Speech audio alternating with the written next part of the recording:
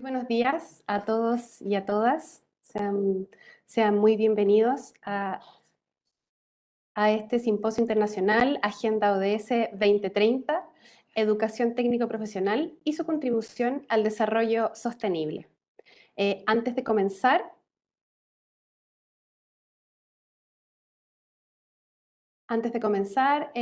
indicarles que este simposio contará con traducción simultánea español-inglés y que para acceder a su idioma debe seleccionar el canal que corresponda. Good morning. Before beginning this symposium, we'll have simultaneous Spanish-English translation. To access your language, you must select the corresponding channel. Vamos a dar unos minutos para que esta información la puedan revisar. Entonces, como les comentaba, este simposio va a contar con traducción simultánea español-inglés y para acceder a su idioma debe seleccionar el canal que corresponda a través del icono de mundo en el lado izquierdo de su pantalla. This symposium will have simultaneous Spanish-English translation. To access your language option, you must select the corresponding channel through the icon showing a globe world on the left side of your screen.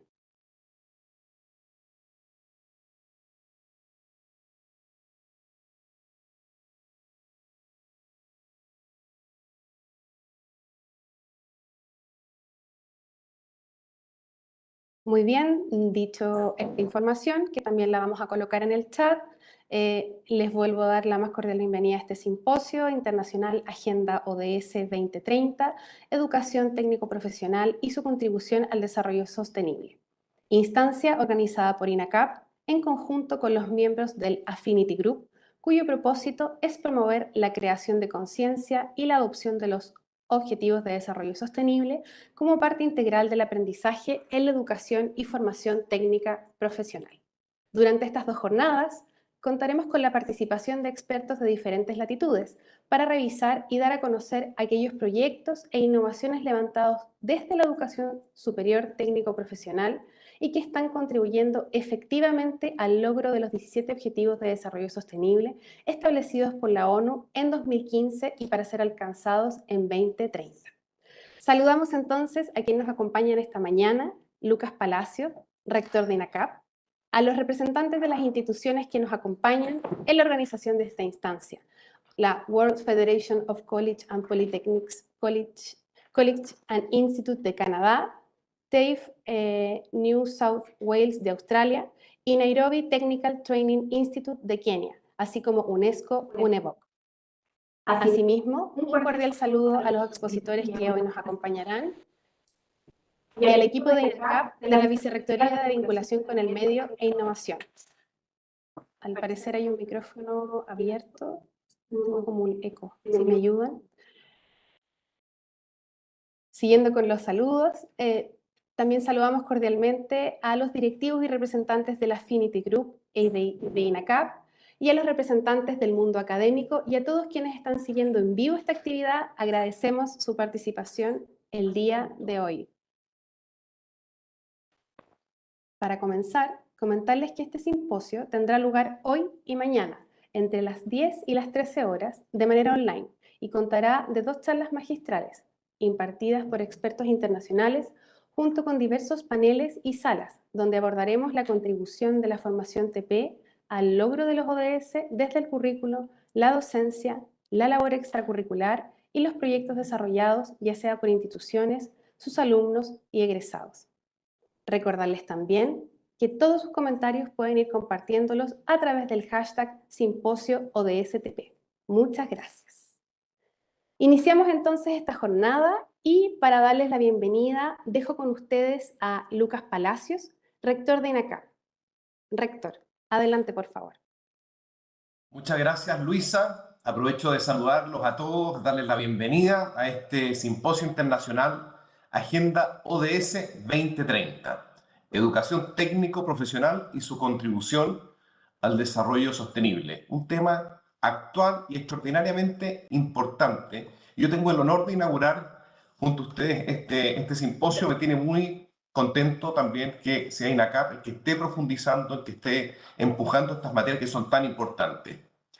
Destaco que este simposio nace al alero del grupo al que INACAP pertenece a través de su participación en la World Federation of Colleges and Polytechnics, que es una red internacional que convoca a casi 200 instituciones de educación técnico-profesional, siendo sus miembros y también ciertamente coorganizadores de este simposio, el TAFE NSW de Australia, el Nairobi Technical Training Institute de Kenia, Colleges and Institutes of Canada, así como la UNESCO a través de UNEVOC. Esto lo comentó Luisa, pero yo lo quiero subrayar porque el nivel que tiene este simposio es para que deje huella en lo que estamos haciendo. Saludo especialmente y agradezco además la colaboración en esta instancia a Jane Anderson, que es miembro de la Affinity Group de la World Federation of Colleges and Polytechnics, en representación de Technical and Further Education, TAFE NSW de Australia. También le agradezco a Kenneth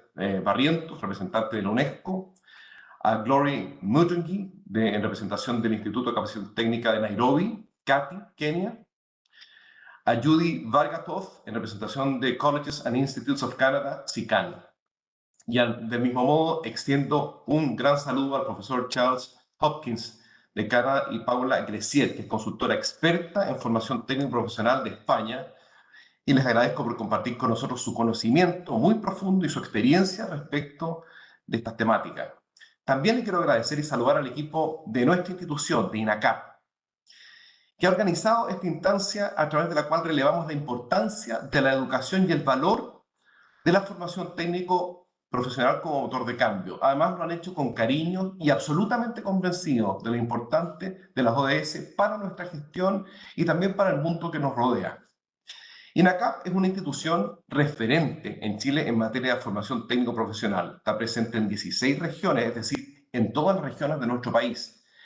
Opera a través de 28 sedes y son más de 100.000 alumnos que anualmente pasan por nuestras aulas. Tenemos casi 400.000 exalumnos con los cuales mantenemos contacto y les vamos entregando información respecto de las actividades y visión que tiene INACAP respecto al desarrollo de la educación técnico-profesional en nuestro país. INACAP tiene un sello que es su estrecha vinculación con el sector productivo de nuestro país, abordando desafíos que todos los sectores tienen en materia de formación, pero no cualquier formación, sino que todo en coherencia con las necesidades del mundo actual, en materias de desarrollo integral, de respeto al medio ambiente, en materias también de género y todas las materias que son relevantes que vayamos profundizando para el desarrollo de nuestro país y también de nuestro planeta. Desde INACAP estamos comprometidos con el desarrollo de las personas y los territorios. Estamos convencidos que a través de la educación podemos entregar las herramientas que permitan mayores posibilidades y sobre todo que permitan la movilidad social que es tan importante en nuestro país. Entregándole herramientas a los jóvenes, entregándole una educación integral, ellos pueden insertarse de buena forma en el mundo del trabajo y así sacar adelante sus familias y hacer realidad sus sueños. Por eso nos enorgullece en particular poder organizar este simposio, porque desde hace algunos años hemos ido generando distintos aspectos, distintas materias en que nos permite ir avanzando en los temas que realmente son importantes, que han sido relevados en los 17 Objetivos de Desarrollo Sostenible que ha desarrollado la ONU. Porque los ODS no son una cosa del futuro, sino que son una cosa del presente. Por eso que estas materias son urgentes de resolver hoy. Cada generación tiene su misión. Nuestra misión, la misión de nuestra generación es desarrollar estos 17 objetivos, porque es lo que le va a dar permanencia a nuestra gestión en el planeta que necesitamos cuidar. Por eso, lo que hacemos ahora en este simposio lo hacemos con convicción, porque es lo justo y lo que corresponde al momento en que vivimos. Lo hacemos también porque es parte de nuestra misión. Nuestra misión es formar con excelencia y compromiso personas íntegras que transforman el mundo. Y yo podría decir que cuidan el mundo. Por lo tanto, tenemos que dotar a nuestros estudiantes y a todas las personas que pasan por nuestras aulas de nuevas competencias que les permitan diseñar procesos sostenibles en los rubros en que se desarrollen e iniciar emprendimientos también con soluciones sustentables y sostenibles a los desafíos que les corresponde enfrentar. Realmente esperamos que este simposio sea una oportunidad de aprender y potenciar nuestros esfuerzos en este ámbito, que podamos compartir las experiencias, aquello que hemos ido aprendiendo cada uno de nosotros desde el derrotero que nos corresponde, en cada uno de los continentes, los cuales responden a otros desafíos y a otros ODS, pero que nos pueden enseñar mucho a la hora de impulsar la sostenibilidad desde las diversas áreas de nuestro quehacer institucional. En materia de buen uso de recursos, de diversidad e inclusión, educación de calidad, igualdad de género, entre tantos otros que ya mencioné anteriormente. Los tópicos, además, que se abordarán en este simposio son relevantes porque enfatizan diversos aspectos de la labor formativa en el sector técnico profesional, lo que pueden ser diseñados e implementados para que los estudiantes asuman los ODS como una prioridad en su posterior labor como emprendedores o en las empresas donde les corresponda, les toque trabajar. Temas como el currículum, la labor docente, la experiencia estudiantil o la vinculación con el medio son abordados como instancias que pueden hacer una diferencia relevante para que los técnicos y profesionales que formamos las instituciones, todas las instituciones aquí presentes, salgan al mundo del trabajo con la capacidad de mirar la realidad en busca de buenas soluciones, que son soluciones sostenibles y capaces también de desarrollarlas y aplicarlas por el bien de todos. Cierro estas palabras reiterando mi agradecimiento a las instituciones que hoy nos acompañan, a los conferencistas, a los expositores de diversos países, entre ellos Canadá, Colombia, Estados Unidos, Francia, Australia, Ghana, Hong Kong y Chile, a los equipos organizadores también de este simposio y a todos quienes están siguiendo esta transmisión. Aprovechemos esta oportunidad. Take care of the earth. Take care of every person. Thank you all. Muchas gracias.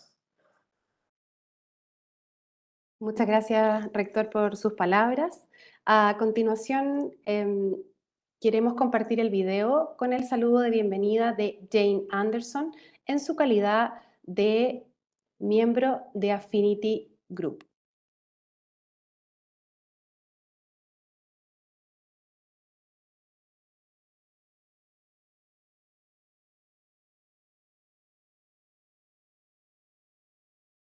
Welcome and thank you for joining us today.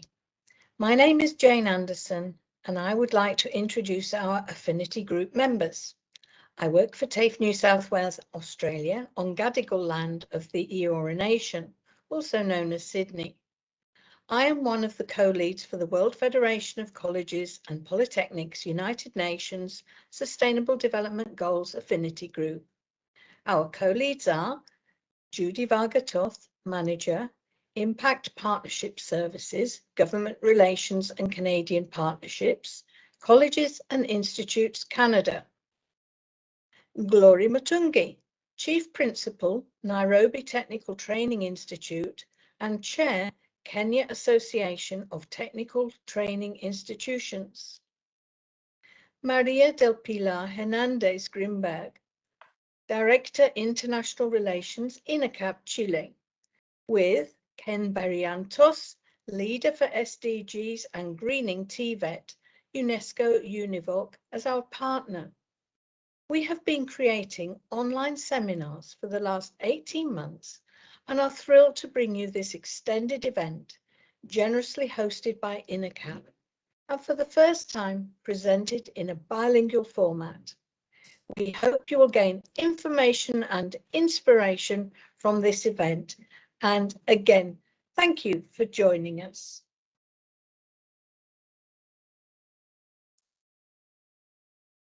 Muchas gracias, Jane, por el saludo.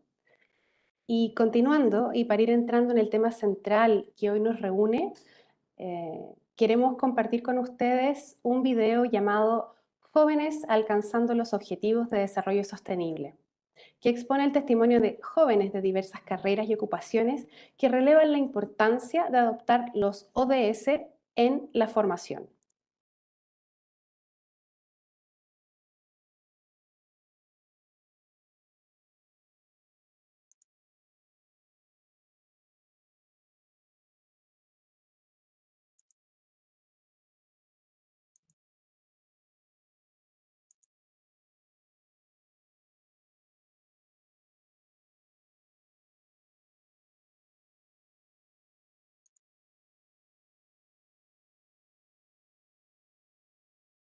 Al parecer no se reproduce el video.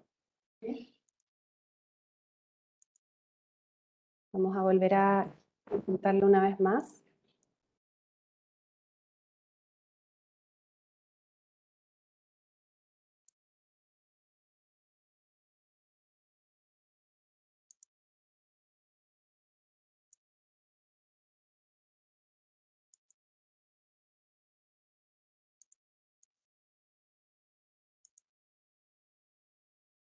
Bueno, no quisiera robarle tiempo a nuestro próximo expositor, a nuestra charla magistral. Vamos a solucionar el problema técnico y les prometemos que vamos a mostrar el video.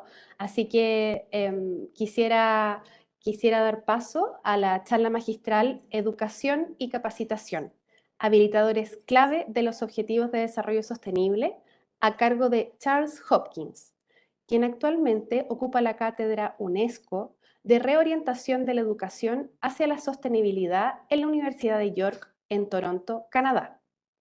A nivel internacional, el señor Hopkins tiene una larga relación con la educación y la sostenibilidad, presidiendo los procesos de redacción y adopción de varias declaraciones de educación en sostenibilidad de la UNESCO. Como líder educativo, ha sido galardonado con varios doctorados honoríficos y cátedras, y dictado conferencias y presentado trabajos en aproximadamente 75 países. Actualmente también es codirector del Instituto Asia-Pacífico sobre Educación en Sostenibilidad en Beijing, China. Charles, adelante, por favor. Thank you very, very much, and good morning or good evening, wherever you happen to be in the world. I'm honored to be delivering this initial keynote. The world of education is changing so rapidly, and the world of TVET is really key. One of the things I would like to do is to sort of point out the importance of growing importance of TVET. Right now, we see in the area of sustainability that the large corporations realize that in order to survive, they have to understand their carbon footprint, they have to understand their impact upon the planet. But what happens with small to medium-sized enterprise? And so the UN is looking towards colleges and training institutions to try and work through greening the workforce of the SMEs through the graduates of our workforce training institutions. It is a crucial thing in moving forward, and I'll build on that during my talk.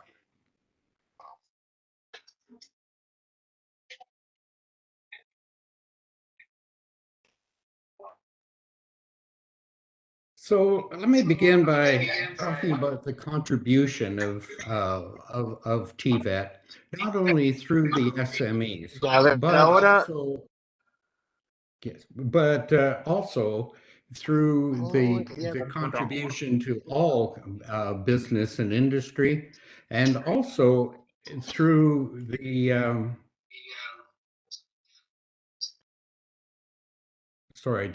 managing, but also the change to TVET in how what we need to deliver to our students. We're talking about education, right now, the futures, plural, futures of education, because they are so different in different parts of the world.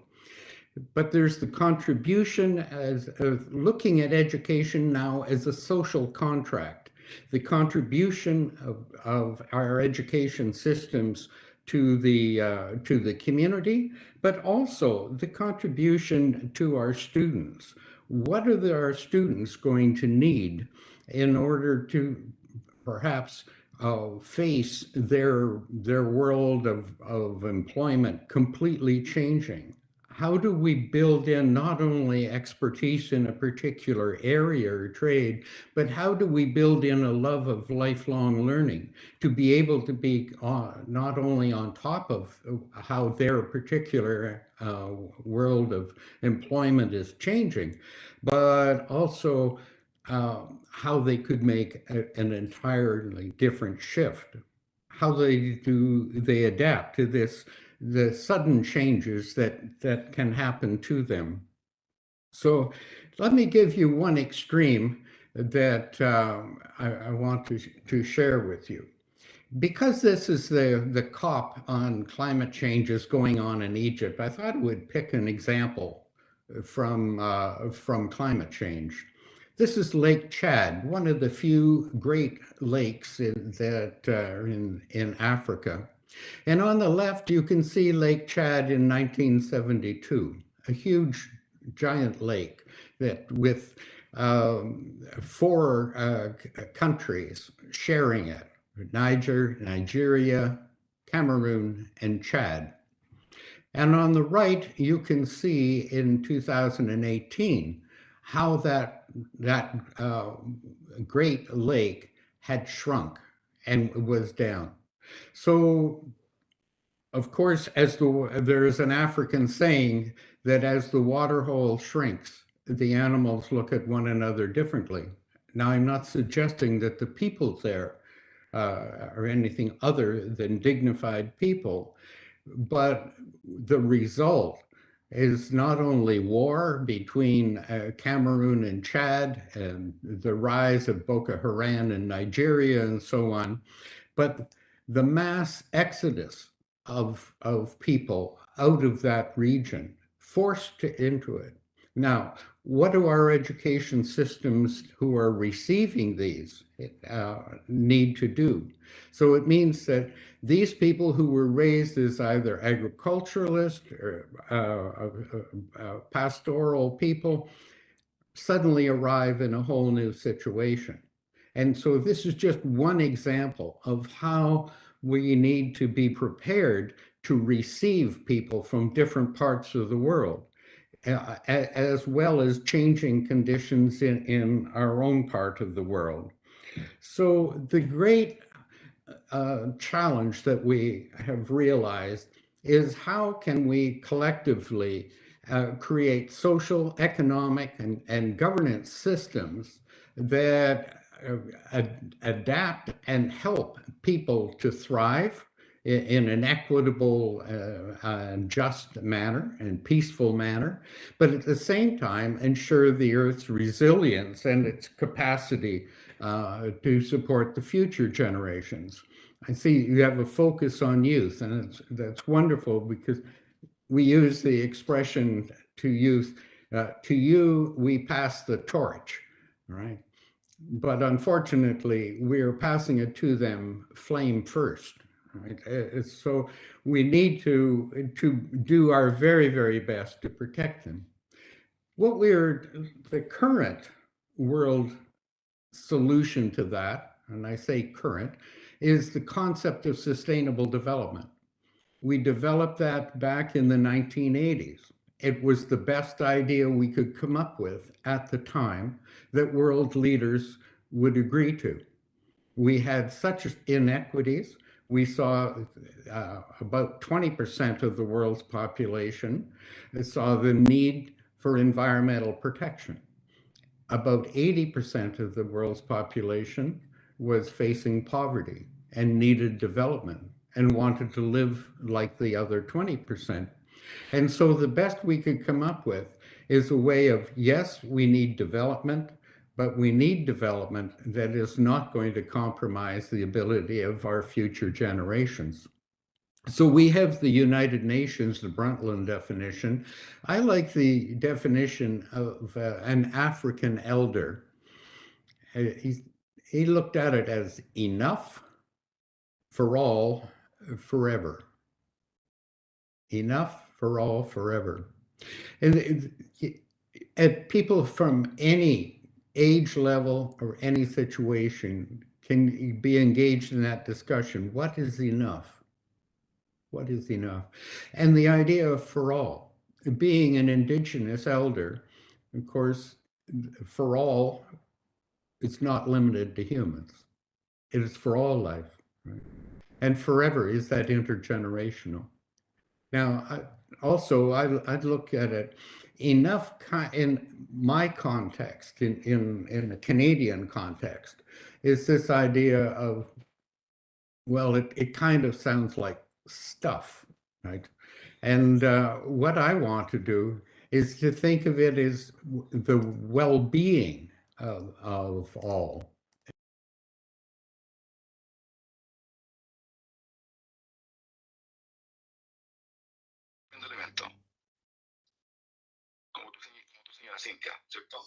Sí, sí, a ver, ahí me metí ya. Ah, sorry, I apologize for that. Thank you very much for the correction. So if we can move from enough for all forever to the idea of well-being, which is a little more complex, but I think overcomes the thing about how much possessions we actually have. Now,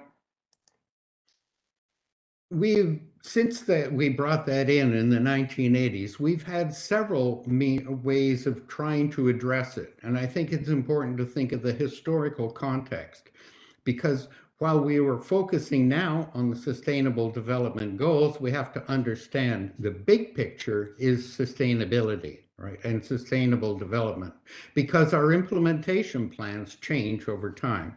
We began with, after the Brundtland Commission, where we agreed on it in 1987, our first implementation plan was called Agenda 21, and it went from 1992 through to 2000. And key within the implementation plan was a whole section on education, public awareness, and training. And then we had the Millennium Development Goals, which has now been changed with the Sustainable Development Goals, which we have. And in 2030, in fact, in about 2 or 3 years, we'll already start negotiating what will be the next big implementation plan. But for now, we have the Sustainable Development Goals. These are the issues, the big global issues that the world can sort of agree on. But I want to make the point that we also need to, how do we localize these? First of all, we need to think of them not independently, you know, because we can look at it and we can see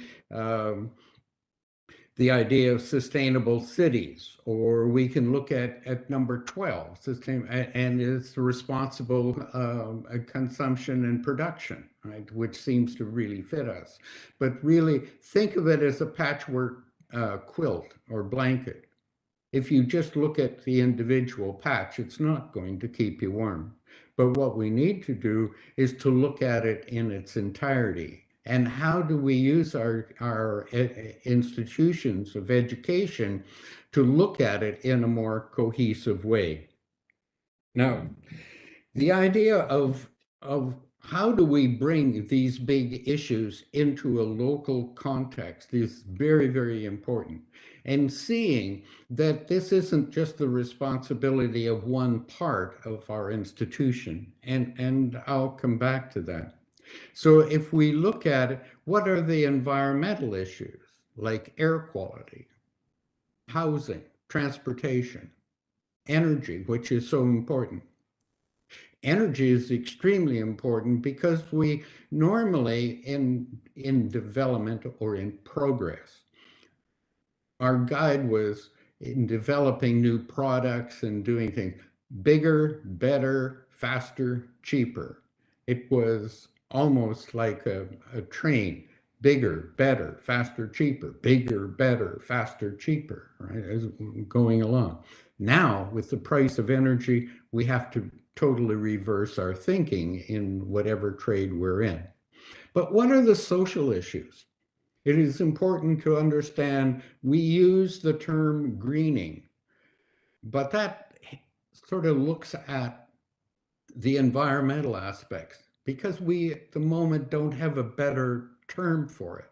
But it is also extremely important to look at the social and the economic aspects. How do we blend that? Okay? And bring it in. So in the social, we have to look at exclusion, mobility, right? Gender. who gets promoted, who gets the different levels of jobs.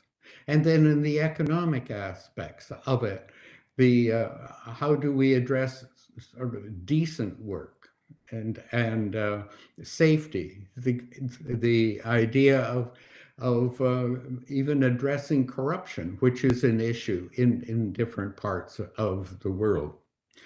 So if we use the SDGs as an overarching framework, when we look at any particular issue, those local issues, whether it be housing or whatever, think of it in terms of all of the different SDGs.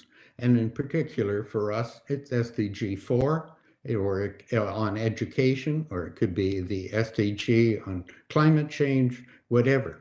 If the UN General Assembly looked at COVID and interpreted it in all of these different ways. So, and we need to think of the role of education in doing that. There are 3 different levels that we need to be thinking of as we are designing our programs.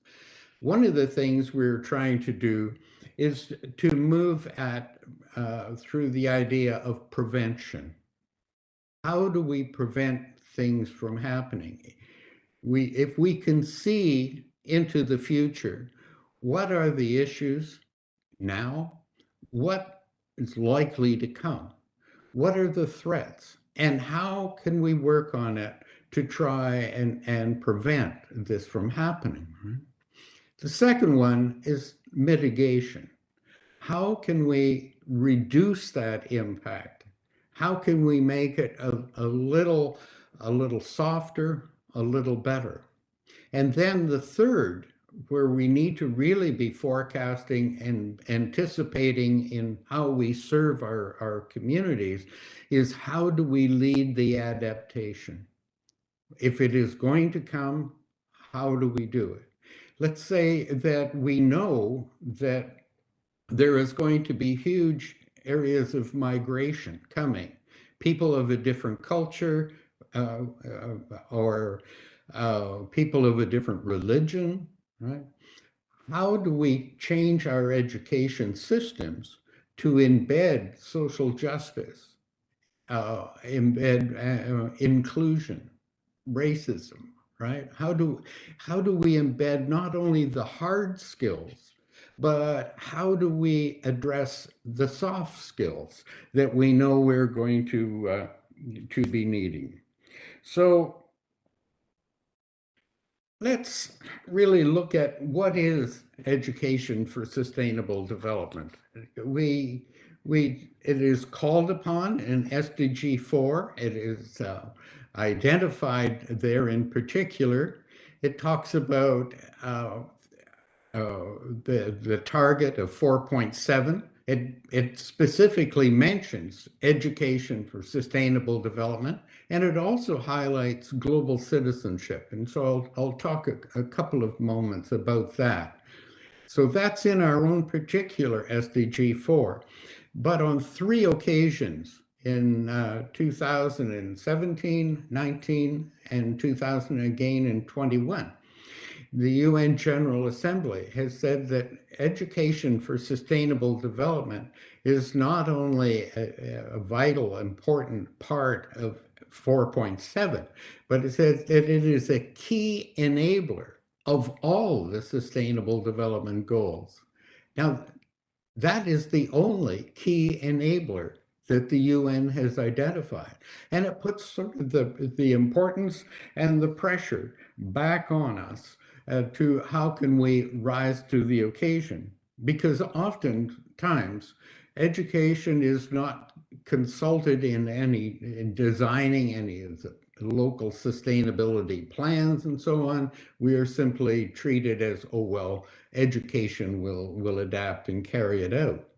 But how do we do that with our own faculty, with our own policies and planning stages and so on? These are issues that I thought may be addressed or discussed during these important 2 days.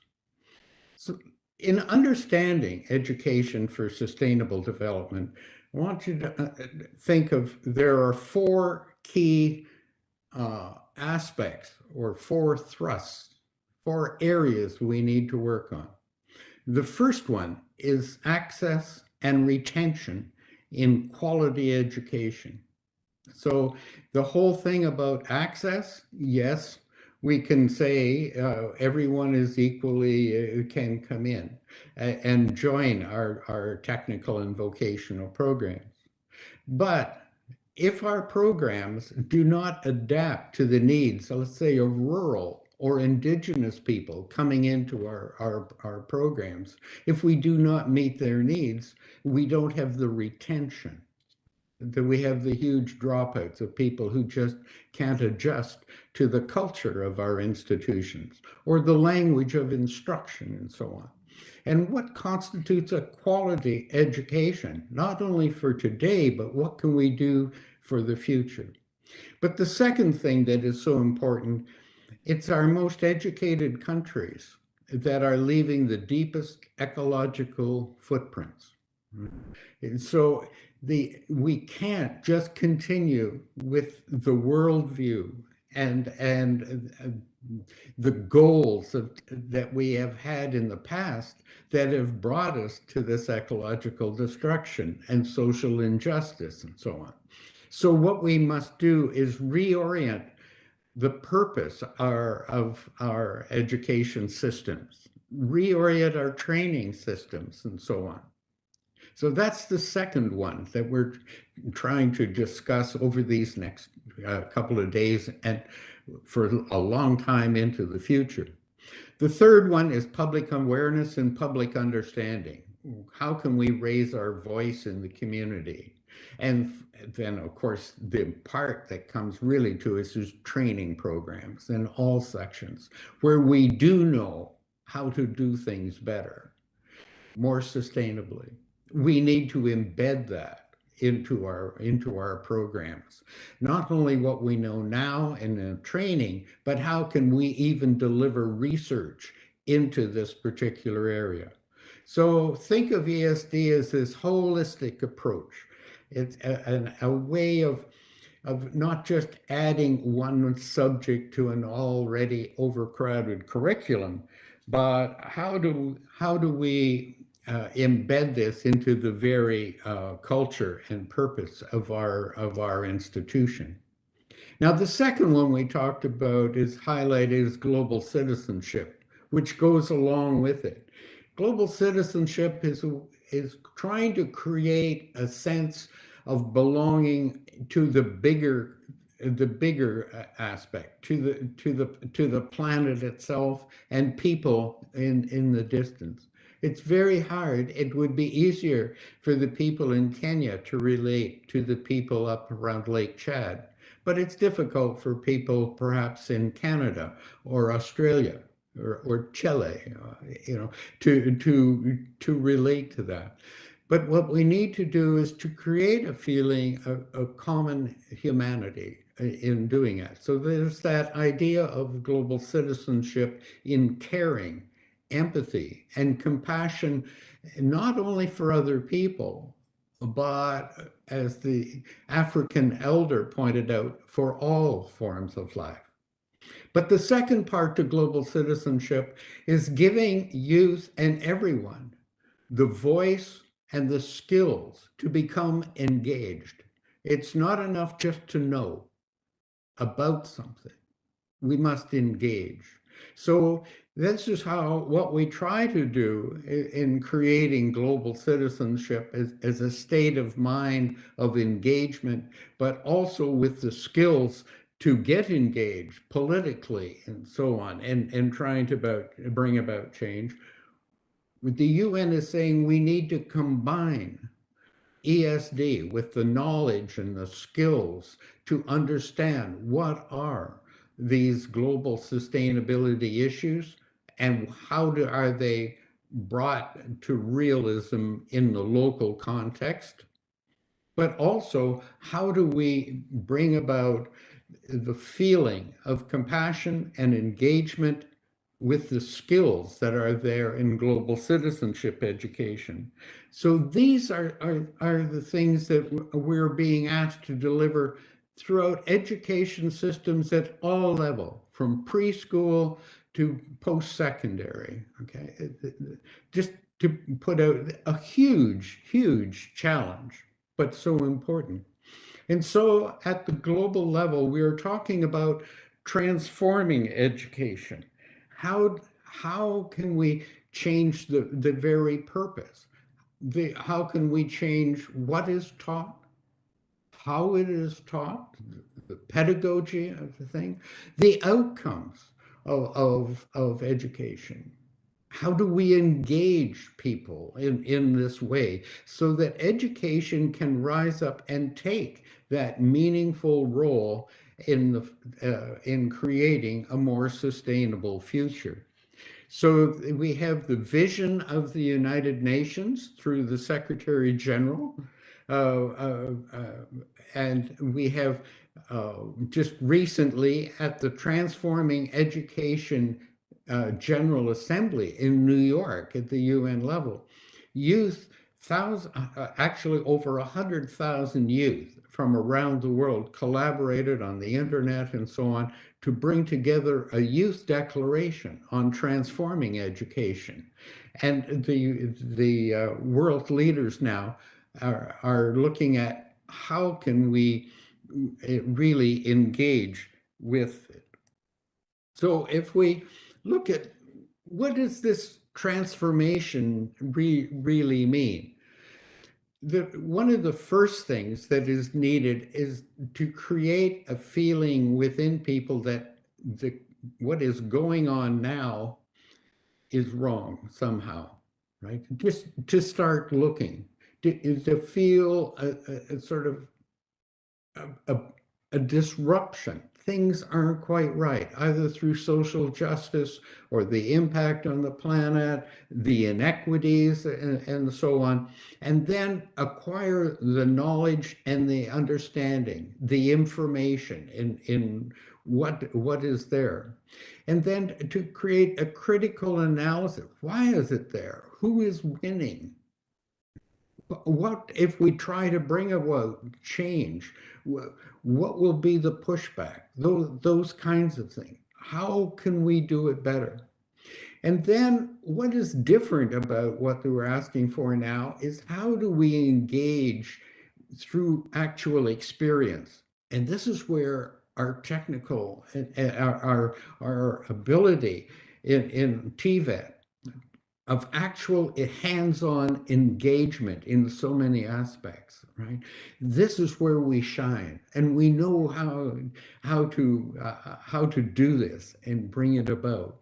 The next step is somehow creating empathy, compassion, and so on. And then the last stage is, of course, engagement. A knowledgeable engagement in trying to bring about this kind of social justice.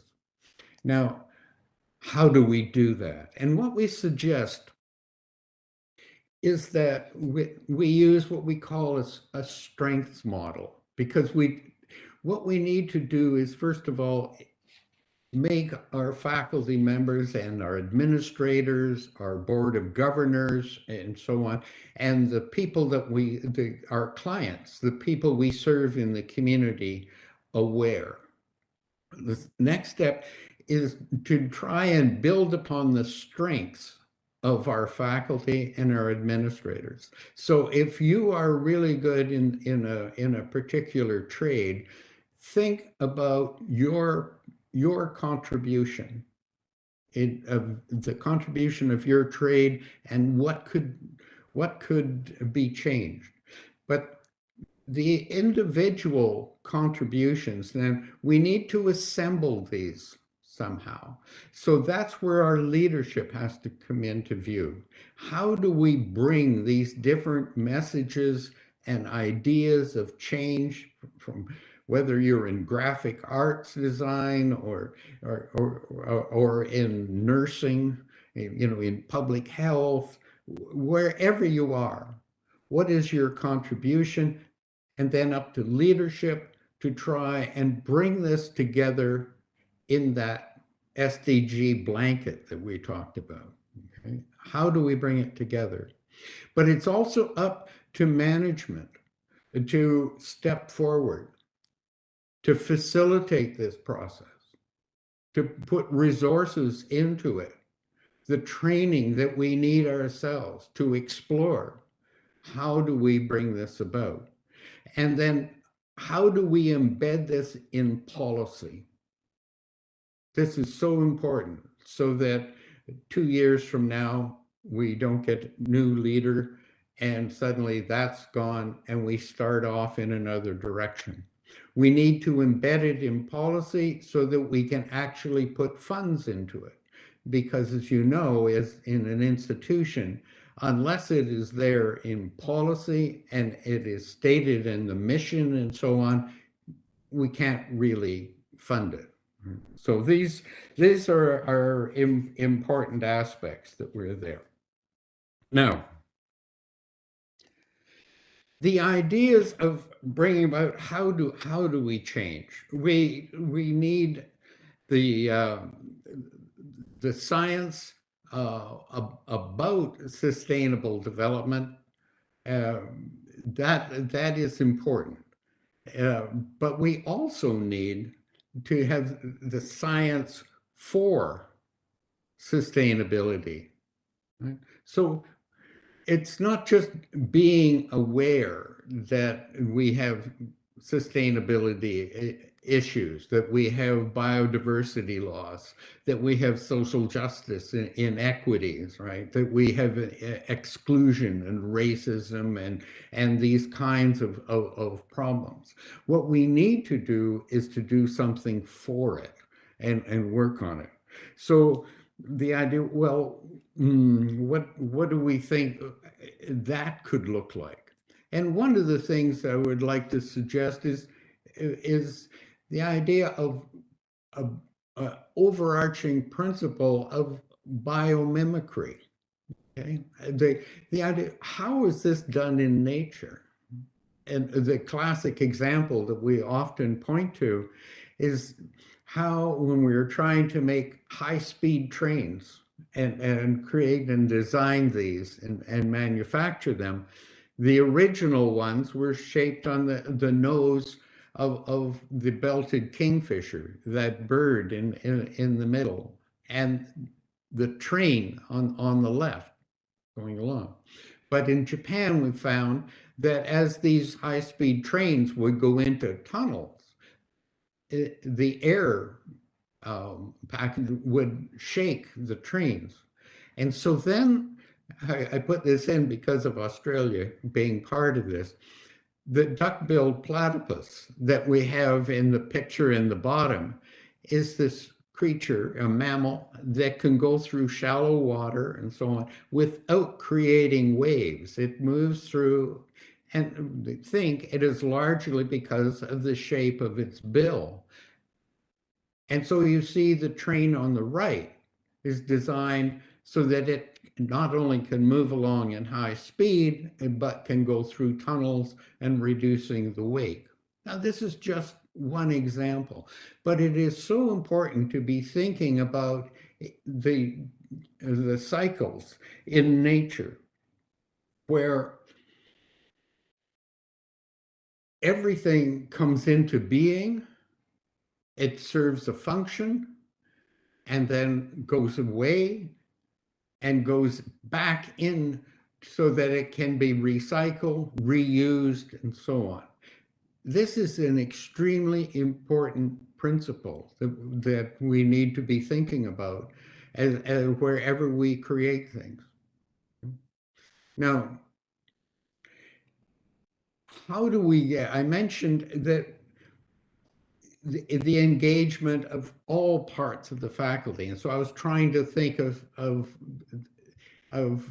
the not only science about, but science for.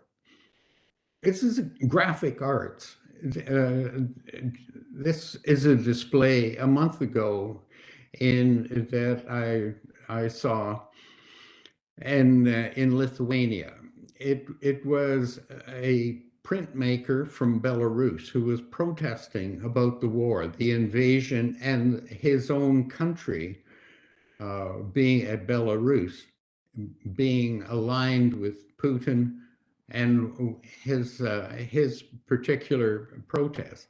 So he was using his knowledge of ESD, but he was practicing global citizenship, using his skills as a printmaker and using his knowledge as a global citizen, and he was doing something about it. So I thought I would put this together. And he was doing it at times with using the one on the left, for instance, using religion, how the church in Russia was supporting Putin's move. And who knows why? But at any rate, and then China aligning with Russia, economically, here's cheap oil, let's align. And then the idea of the stealing of the Ukrainian grain, and then the adaptation in Russia of Coca-Cola, the private taking over the businesses and adapting and so on. I thought it was a clever example, but I'm sure in your own institutions there are many different ones. Basically, what I wanted to mention is that we need to look at this from what we call a whole institution approach. Now, UNIVOC, which is the UNESCO's TVET Institute, puts out a lot of really good examples of the kinds of things that can be done. And one of their documents that they've put out is this one on greening TVET. And in it, this handbook, which is free on the internet, if you go to the UNIVOC site, you will see it there. And it talks about the various stages of going through in what we need to look at, not just enough to put in, as I say, a course or two about sustainable development, but to embed it in what gets taught, what gets examined on the report card, what are the outcomes of the whole thing, but also how does your institute operate, right? From the meals that are served and the energy consumption of your operations. This is important. The overall culture of your institution. Is social justice really at the heart of it? Are you really reaching out to all of your students? Right? Are you really serving the community in their sustainability needs? And so this idea, UNIVOC is really a fantastic source of information, as well as your own institution as well, that you're working with now, the IMAC. So if we think then of, in trying to wrap up and coming close, the idea of how do we engage our youth? How do we not only teach, but how do we engage and work with them? How do we build together the kinds of social skills that are needed? How do we treat them with the respect, but also give them the kinds of skills to become lifelong learners and take part in actively changing the world that they are going to inhabit. So in summing up, there are a number of issues that I think we may want to discuss over these next 2 days and on into the future. The idea of building community respect for TVET as this champion of greening the SMEs, the small to medium-sized enterprise, to building the role of technical and vocational education in the community and internationally as important people to have at the table when plans are being made. How do we look at these great sustainability issues, not just from a fear and avoidance, but these big issues are not going to go away. So we must also look at them as economic opportunities. Right? The issues are also, we need to have a different worldview of hope and also the empowerment that you are actually addressing them. How can we look at not only SMEs as workers, but entrepreneurs? How do we build in entrepreneurship? How do we build in lifelong learning into what we are doing? How do we look at them with agents of change, not only for themselves, but others? And how can they actually go into SMEs and other institutions and bring around change? How can we look at how we deliver our programs, both the hard skills, but also the soft skills? And how do we continue this long process that you've started with this organization? So let me close for now and thank you again for this opportunity. I hope I've shared some thoughts in this overall keynote that will be useful during it. I wish you luck and the best wishes for continuing on with the rest of your program. Thanks again for this opportunity. Goodbye. Muchísimas gracias, Charles, por tu charla el día de hoy, que sin duda refleja la importancia de la educación y la formación para lograr los objetivos de desarrollo sostenible. Me permito recordarles que este simposio cuenta con traducción simultánea español-inglés. Para acceder a su idioma, debe seleccionar el canal que corresponda a través del icono de mundo en el lado izquierdo de su pantalla. We remind you that this symposium has simultaneous Spanish-English translation. To access your language option, you must select the corresponding channel through the icon showing a global world on the left side of your screen. Gracias por este momento de atención para poder reforzar la traducción con ustedes. A continuación, y para seguir con nuestro programa, me corresponde presentarles un video del proyecto Áridos Artificiales a partir de desechos, creado por estudiantes de INACAP y que contribuye a disminuir la sobreexplotación de áridos de manera sustentable, fomentando el reciclaje y la reutilización. ¿Me ayudan con el video, por favor?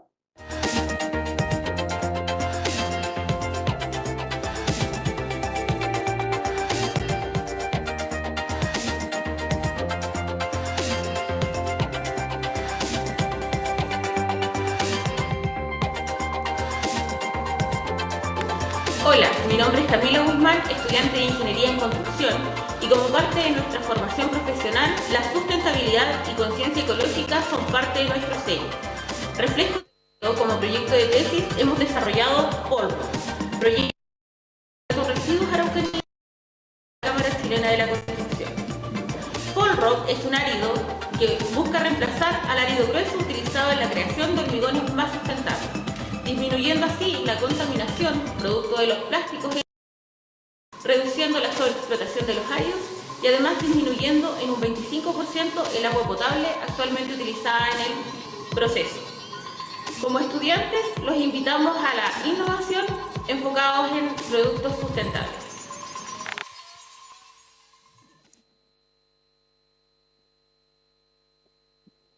Sin duda, un proyecto muy interesante impulsado por estudiantes de INACAP, basado en oportunidades reales y cuya solución utiliza herramientas en base al desarrollo sostenible.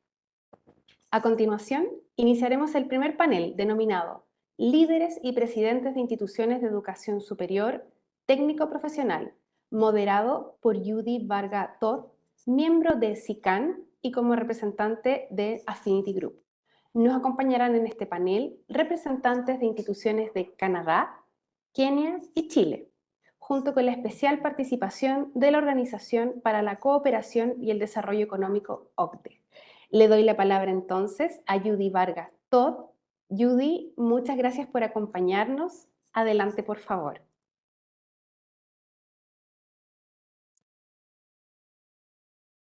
Good morning and good afternoon and hello to everybody. Thank you so much for joining us today at the beginning of this excellent 2 half-day symposium on the SDGs. I am from Canada. I work for Colleges and Institutes Canada, and I'm based in Ottawa, our capital. And I'd like to just acknowledge the lands upon which we find ourselves in Canada, the Indigenous lands. Our offices are located in Ottawa on the unceded and unsurrendered territory of the Anishinaabe Algonquin Nation, whose presence here reaches back to time immemorial. CICAN recognizes the Algonquins as the customary keepers and defenders of the Ottawa River watershed, and we honor their long history of welcoming many nations to this beautiful territory. CICAN respects and affirms the inherent and treaty rights of all Indigenous peoples across this land. CICAN has and will continue to honor the commitments to self-determination and sovereignty we have made to Indigenous nations and peoples. And CICAN also acknowledges the historical and current oppression of lands, cultures, and the original peoples in what we now know as Canada, and fervently believes that education contributes to the healing and decolonizing journey we share together. So today I'm delighted to welcome my fellow presenters. If I might see them on the screen. I hope you can all see them on the screen. Welcome, Dr. Morrison. Hello. And hello, Glory. And hello, Maria Jose. Thank you. And I think we're expecting Elisa as well. So wonderful. Thank you very much for joining us. And I'm really delighted to have an interesting and engaging conversation today. But before I get started, I just wanted to acknowledge that Colleges and Institutes Canada has been championing the SDGs now for many years. In fact, we were involved, some of our team were involved in the creation of the SDGs prior to 2015. And we're delighted to have one of Canada's preeminent champions, Dr. Janet Morrison, here as well to share with you. And so without further ado, I am going to invite our panelist, our guest speaker from the OECD, Elisa Mohamedou. Thank you so much for joining us today. We're really excited to hear you speak about the relevance of the SDGs to the OECD skills strategy. So I'm going to hand the floor to you. And I know that you have a few slides that you're going to share your screen and you're going to speak to us about the skills strategy and the SDGs. And following the presentation, I will be asking each of our panelists to reflect a few comments on what they've heard from the OECD's perspective. So thank you. Please go ahead. Thank you, Judy, and thanks a lot to all of the organizers today. I'm very happy to, sorry, apologies.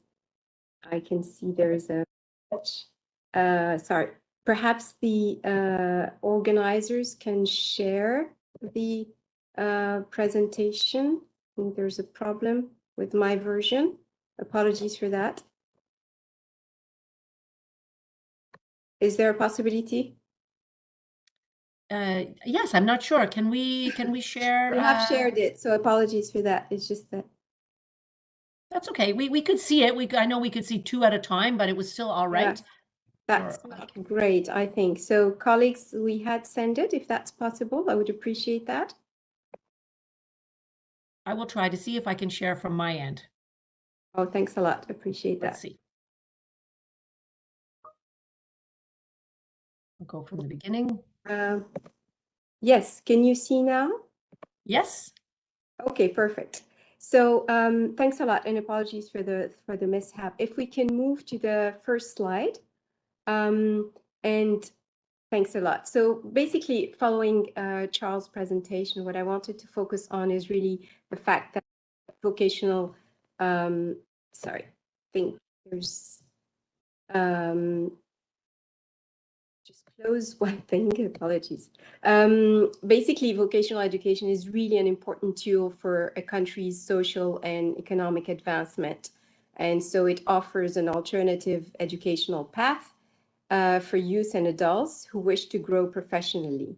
And at the same time, it provides qualified manpower needed across all sectors of the economy. So VET has really a prominent place, as Charles was just mentioning, in the 2030 Agenda for Sustainable Development. Equal access to affordable, high-quality VET is a target of the SDGs, together with a commitment to substantially increase the number of youth and adults with the relevant skills for employment, decent jobs, and entrepreneurship by 2030. So VET is critical in addressing knowledge and skills challenges to achieve the SDGs. But more importantly, VET can transmit the right mindset and attitude among trainees and the future workforce through well-designed education and training programs. There are SDGs that if you can just click there, which with VET has a close relationship and can contribute directly to their achievements. And there are other cases where VET is a fundamental part of providing the knowledge, skills, and competences that society needs to achieve social and sustainable development. So if we move now to the next slide. Perfect, thanks. So here you can see in this chart that, for instance, VET systems contribute substantially to providing quality and relevant education, and it enables more people to access learning opportunities, and that's linked to goal 4. But you can see that about 18% of young people in OECD countries studied in a vocational education program in 2020. And vocational education also promotes lifelong learning. In the same year, in OECD countries, about 17% of adults were enrolled in a vocational program. So, but the way in which VET is organized and delivered has an impact on its quality, and that also influences an issue we really grapple with, which is the attractiveness of VET. In the next slide, perfect. This is related to SDG 8, where VET plays a central role in preparing young people for work, developing the skills of adults, and responding to the labor market needs of the economy. On average, young VET graduates in OECD countries have higher employment rates and lower unemployment rates than general education graduates. And these differences have remained stable over the last 15 years. So VET actually has extremely good labor market outcomes. On average, across OECD countries, adults with upper secondary or post-secondary non-tertiary vocational qualifications have an employment rate of 82%. But in our changing world of work, certain aspects of VET systems in some countries might actually need to be re-engineered to further strengthen the positive impact VET can have on educational labor market outcomes. For instance, closer collaboration between VET systems and the world of work is important to ensure alignment with labor market needs. An example here is Austria, Denmark, Germany, and Switzerland, where labor market outcomes of VET graduates are good. The ties between VET institutions and social partners are actually very strong. If we move now to the next slide, I'm going to focus now on SDG. So SDG 9 on industry, innovation, and infrastructure. If you continue clicking, SDG 10 on reduced inequalities, SDG 11 on sustainable cities and communities, SDG 13 on climate change. For all of these, VET systems can contribute substantially to developing the technical and transversal skills needed for greener economies and societies, for developing the skills needed by employers and fostering entrepreneurship and innovation, providing alternative education pathways for those who may otherwise be at risk of dropping out of education, actually. And then also helping individuals upskill and reskill when they are at risk of losing their jobs or moving from low quality informal jobs to better jobs. In the next slide, that actually brings me to the end of this very short sort of overview of what the SDG linkages with the VET is. And of course, you can feel free to look at, we do publish quite a lot on VET, and apologies, I do say VET, vocational education and training, but it's the same meaning for us as TVET. And so there's quite a lot still on the website. And then over to you, Judy.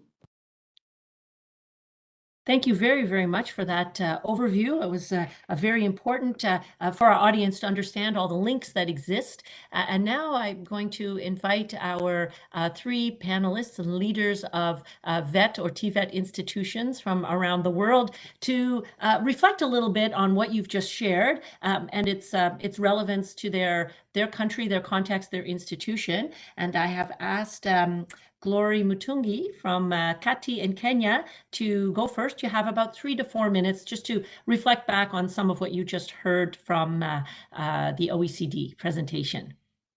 Over to you, Glory. Thank you so much, Judy. And thank you for the first presenters who have already presented on SDGs. I am Glory from Kenya, Nairobi Technical Training Institute. And there is a lot we are trying to do as a country and as an institution to address the SDGs. And for example, the SDG 3, where we're talking of health and well-being. Most of our institutions in Kenya are offering programs that are dealing with the health sciences, and these graduates would graduate in our TVET institutions with TVET certificates and diplomas.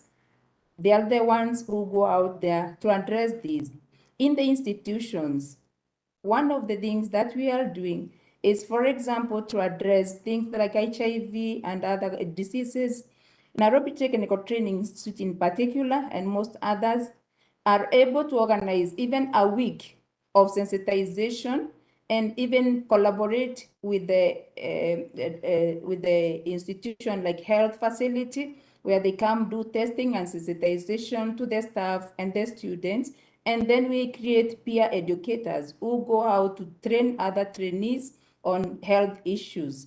We are also going through the training, addressing another objective of health, that is by training the boda or what we call motorbike riders on the road safety, because these are the people who are causing a lot of accidents in this country, and this is where most of the youths are engaged.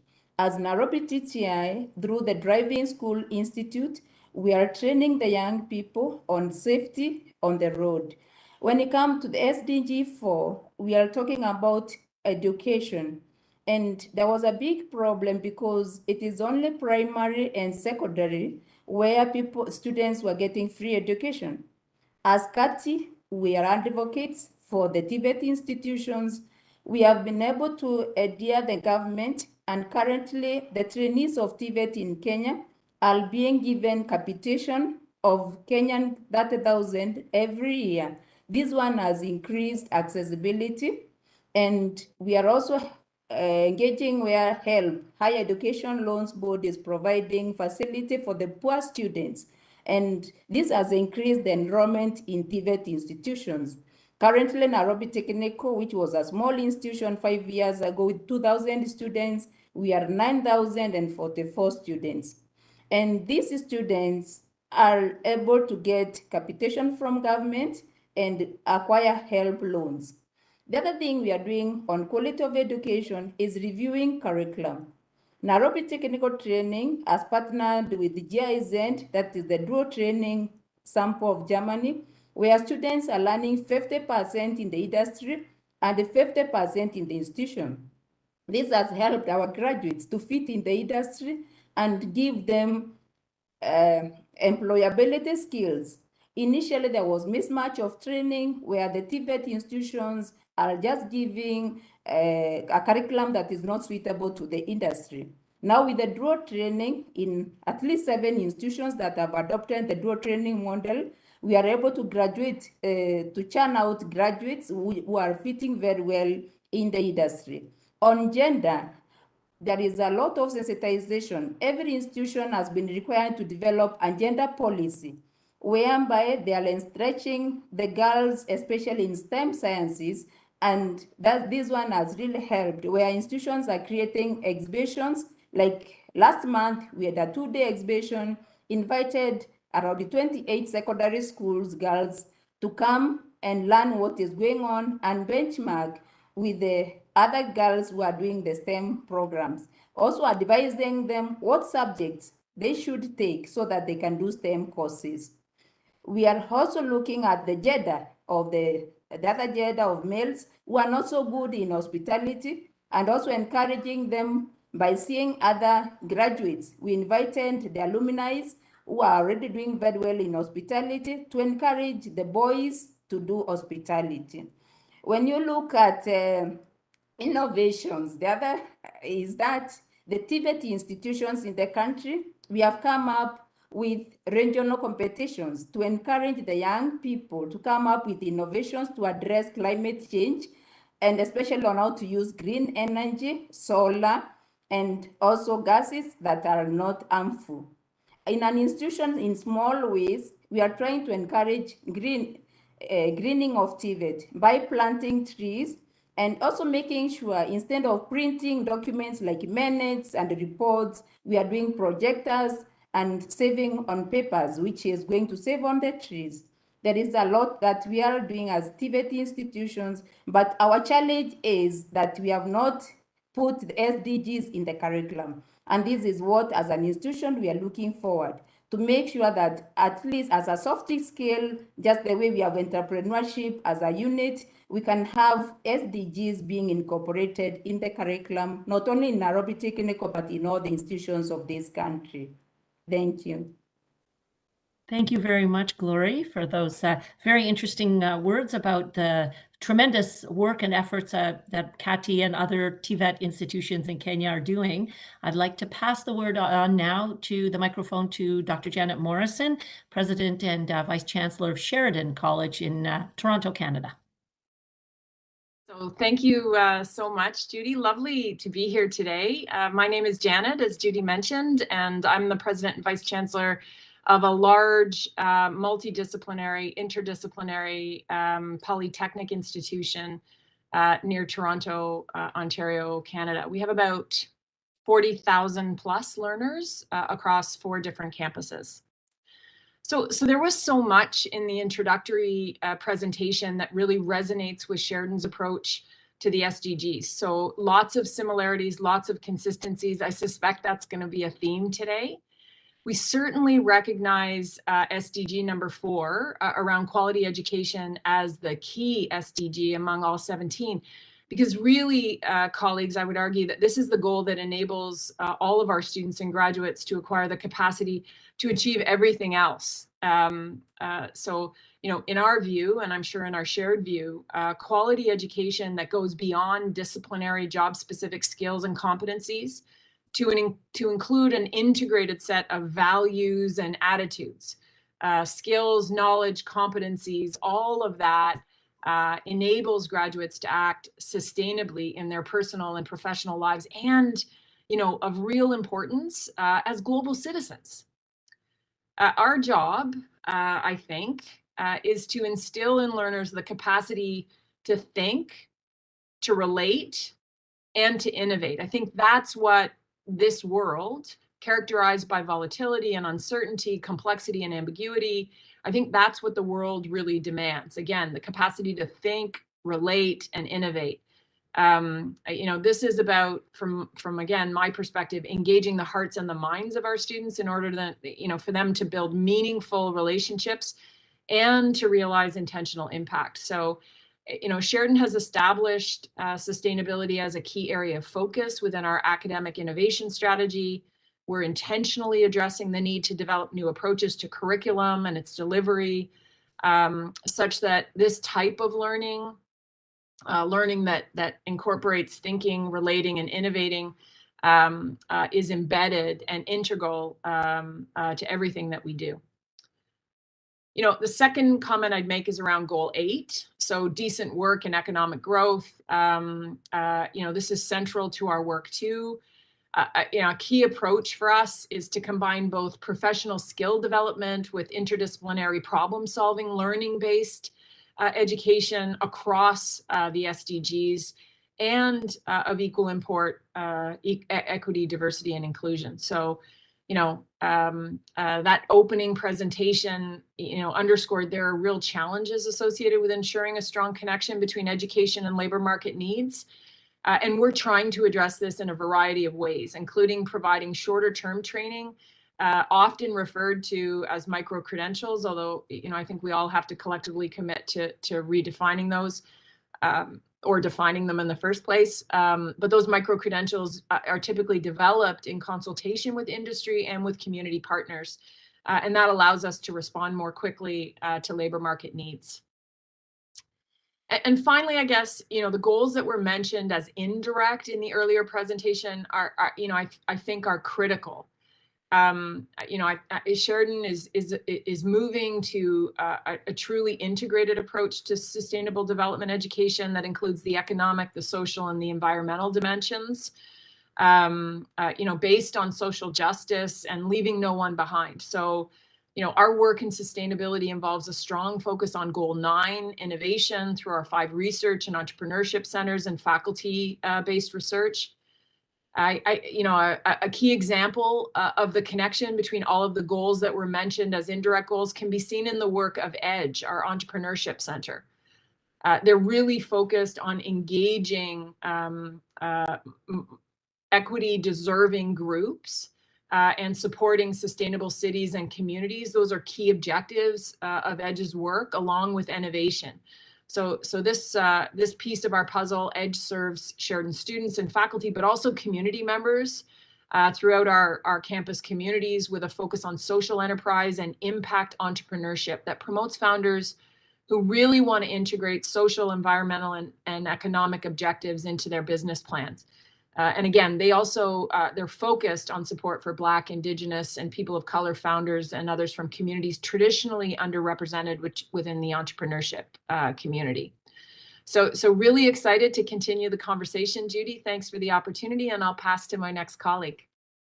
Thank you so much for that. And now I'd like to invite Maria Jose Castro, who is with INACAP and will be sharing some perspectives in Spanish, I believe. Welcome. Thank you. Muchas gracias, Judy. Parto por agradecer este espacio para estos minutos de reflexión sobre estos temas tan interesantes y que se han hablado con mucha profundidad. Agradezco también y valoro la presentación que hizo el profesor Charles Hopkins, y quiero también particularmente agradecer al Affinity Group por haber confiado en INACAP como hospedador de este simposio. Un simposio que releva lo que en INACAP se hace desde hace ya muchos años. INACAP es una institución de 50 años, con más de 87.000 estudiantes, con un grupo muy importante de ellos que proviene de sectores vulnerables y que estudia, por lo tanto, con algún beneficio del Estado. ¿Por qué es tan relevante esto que hemos estado hablando hoy día y cómo lo relacionamos con la presentación que hizo Judy sobre los ODS? Hoy día, brevemente, hay 3 de estos ODS que claramente, a pesar de que son todos, son parte clave de nuestra institución en la misión. Una de ellas es la calidad de la educación. Cuando hablamos de tener 87.000 estudiantes, estamos hablando de un promedio de edad de 24 años. tenemos un grupo importante de estudiantes que viene a estudiar después ya de haber trabajado, no directamente cuando salen del colegio, cuando salen de la enseñanza secundaria.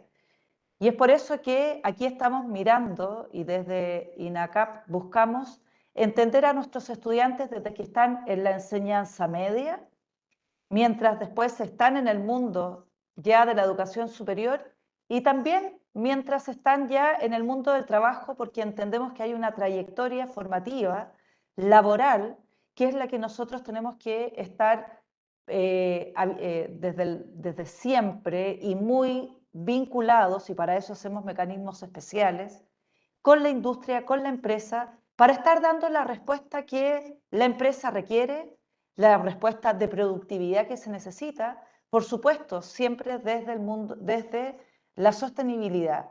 Por eso es importante, porque tenemos más de 400.000 egresados a lo largo de la historia de INACAP, que tienen una alta inserción laboral, que mejoran sus vidas porque acceden a un buen trabajo, pero que también sabemos que solo en la medida que tenemos una empresa, una industria muy vinculada, vamos a lograr que esos trabajos siempre vayan en aumento en calidad y no lleguen momentos como los que aquí veíamos también, que van perdiendo el trabajo y no tienen cómo replantearse, cómo reinventarse, y es por eso que tenemos un programa importante de educación continua, de entender que el estudio es permanente, de entender que la formación es permanente.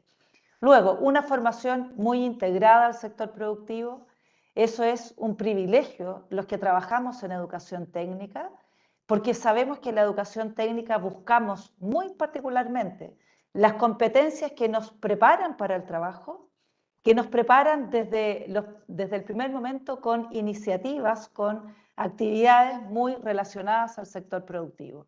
Y eso es algo que desde INACAP, por supuesto, se trabaja muy desde el primer momento, a través también de rutas que incorporan la industria, pero también rutas de emprendimiento y de innovación que el alumno va transitando durante su trayectoria. Tenemos además en INACAP una formación que puede ser de 2 años para aquellos que solamente acceden a un título técnico y de 4 años, que pueden continuar la de 2 hacia 4 años para tener un título profesional. Es un espacio importante para avanzar. Luego, donde tenemos desafíos, y estos son desafíos que los tenemos incorporados, por ejemplo, es en equidad de género. Hoy día tenemos carreras típicamente masculinas y por lo tanto tenemos solo un 31% de una representación de mujeres. Y queremos, evidentemente, avanzar a que en esas carreras también tengamos una presencia mucho más equitativa de las mujeres porque sabemos la relevancia que tiene y el valor que tiene que en esas profesiones, que en esas áreas haya mujeres.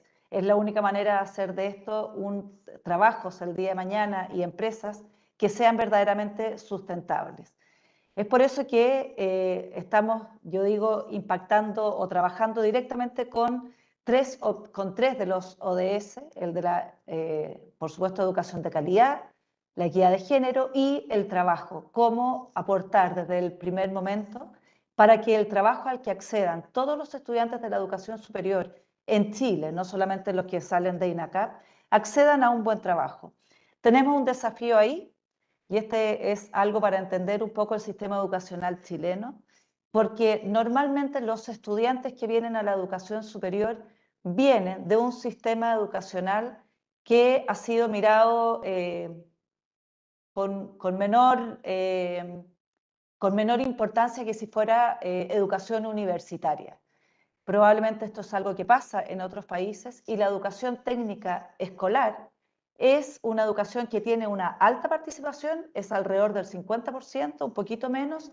Sin embargo, es una educación que tiene más bajos resultados desde lo académico, tiene profesores a veces menor preparados, etc.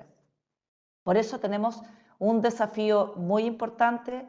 No estamos tan lejos de los promedios de la OCDE, a pesar de que la OCDE tiene ahí datos que no incorpora 100% todos los números del mundo profesional en Chile, del mundo técnico profesional, Sin embargo, a pesar de estar cerca, tenemos desafíos que hoy día nos imponen seguir trabajando cada vez con más fuerza, con más ganas y convencido de que lo que tenemos que desarrollar es esta conciencia, es esta creación de pensamiento que permita que nuestros estudiantes, no solamente cuando estudien, sepan y tengan conciencia de la importancia de tener trabajos y acceder a trabajos que sean sostenibles, sino del día de mañana ellos sean líderes de esto en las empresas y en las industrias donde ellos trabajen.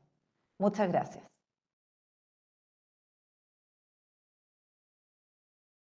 Thank you for that. Thank you very much. I hear some common threads across all three leaders, of course. I think that we probably have more in common than we think we do across the TVET sector around the world. And I heard the importance of equity coming through in all of the presentations and the focus we all have on both gender equity and also in supporting all forms of equity, diversity, and inclusion. So I'm excited to now ask each of the panelists to answer a few questions about how your institution is embedding or integrating the SDGs into your institution's way of working. I think we have seen from the OECD presentation and all of your words that the SDGs are reflected in so many of our priorities and our ways of working without our even necessarily always knowing about it. But what we're talking about today in this symposium is how do we increase the knowledge of our students, our faculty, our staff around the SDGs, and what's in fact the value of doing that? What benefit will it bring to you as an institution and to your students and your countries if you carry out the work of embedding the SDGs more explicitly in your work?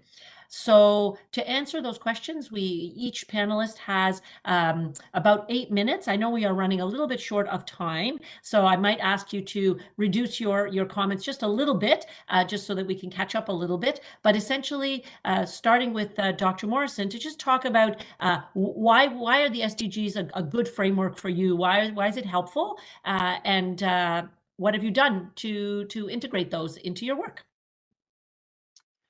So thanks again, Judy. I just would like to note, because we're all, I think, seized with issues of equity, diversity, and inclusivity, and what a strong feminist panel that you've pulled together this morning. So with thanks to the diversity of colleagues who are participating, always a privilege to meet strong female leaders from across the system. So that's certainly a point of pleasure and pride. So, we were kind of talking about this here on our campus, and there's a section from the OECD document that I think really speaks to, our shared view about the change required. And the quote is that small-scale incremental updates of vocational and educational training really aren't sufficient. What we have to do, we need to link self-development with that of the broader society with the aim of enabling learners to think and act responsibly in the sense of sustainability, which also requires appropriate scope for action. So, we're not there yet. And I'd really challenge anybody to suggest that we're there yet, locally or globally. But we are working to ensure that sustainability is part of an integrated approach to academic innovation across Sheridan. So it's part of a strategic plan that's being operationalized in order to create a unique approach to higher education with the goal of unleashing everyone's full potential and of empowering people to flourish in and to shape an ever-changing world. So the SDGs are playing a role in helping us realize that institutional vision through, the approach to quality education within the goals, the focus on values, attitudes, skills, knowledge, and competencies, all to enable action. So, we really view this vision as requiring development of multiple dimensions of the learner and their capacity to engage in interdisciplinary problem-based learning. And we focus on experiential learning with the engagement of community and industry partners. So again, it's this vision and our general approach to achieve it. They're aligned with the SDG framework. given the essential role of interdisciplinary problem solving to advance the goals.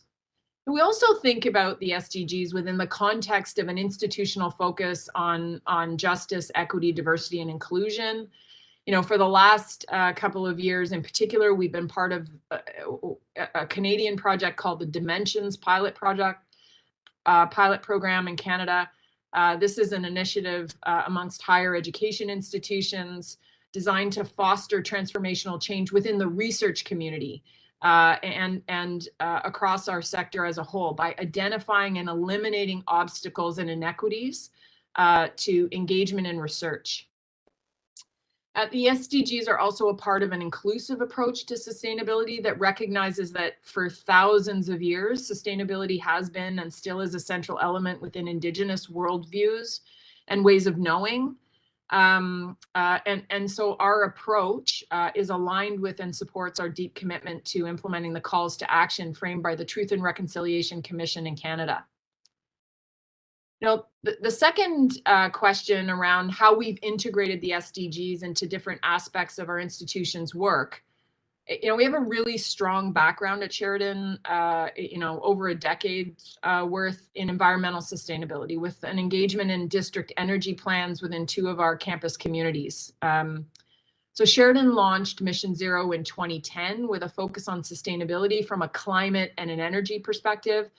That project provides an ambitious mandate to re-envision the college's energy future. So we're making significant reductions in our institutional footprint. We're setting breakthrough performance targets, and we're beginning to develop highly integrated sustainability, energy, and climate curriculum across the faculty. We're tracking really well on those Mission Zero goals. As of 2020, the college has achieved almost 55% absolute reduction in emissions, along with a 35% less energy use per student, and a 54% reduction in landfill waste, a 167% increase in recycling and organics. So, you know, those achievements have been recognized with a STARS Silver rating from the Association for the Advancement of Sustainability in Higher Education, and with inclusion in Princeton Review's list of the top green colleges in North America. So, you know, there's excitement about that piece of the puzzle. You know, if we're all looking at what impact has all of this had so far on what goals have you set for yourselves going forward, you know, our current strategic plan is an actionable strategy for unlocking people's potential, as I said. You know, it speaks to fueling economic and social development and to making Sheridan an even more powerful force in the world. So, you know, the SDGs are a critical component of how we're going to operationalize that vision. You know, they're a mechanism by which we make the strategic plan actionable within the academic and the student experience, but also across the institution as a whole in our operations. So, you know, the goal is to continue year by year to further realize our vision of creating a unique approach to higher education that, again, unleashes everyone's full potential.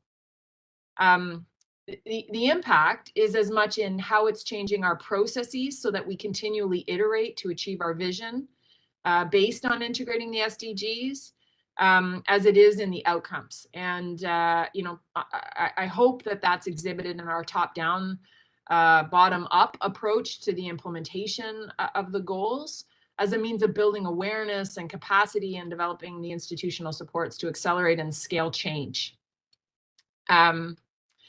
You know, I'll just close that on the point that I think, you know, leadership really matters. And it always does, but in this instance, I think senior leaders matter. The consistency in their messaging matters, but I also think student leadership, as it always does, in the end, will continue to inspire and fuel our work. So thank you, Judy. I'm looking forward to my colleagues' comments. Thank you so much for that, Dr. Morrison. Inspiring and helpful to understand the role of the SDGs as an inspiration and framework for Sheridan College. So I would like to invite Maria Jose Castro to speak about the SDGs and their relevance for INACAP and how you do or hope to integrate the SDGs into your own work. Muchas gracias nuevamente. Primero, desde el privilegio que significa trabajar en educación técnico-profesional y en una institución de tantos estudiantes, nos obliga a desafiarnos diariamente a hacerlo cada día mejor, porque estamos impactando en un número muy importante de los jóvenes del país. Y por lo tanto sabemos que tenemos como institución, además de tener presencia en 28 sedes a lo largo de todo el país, tenemos una gran misión y un gran compromiso con el país y por lo tanto con el mundo.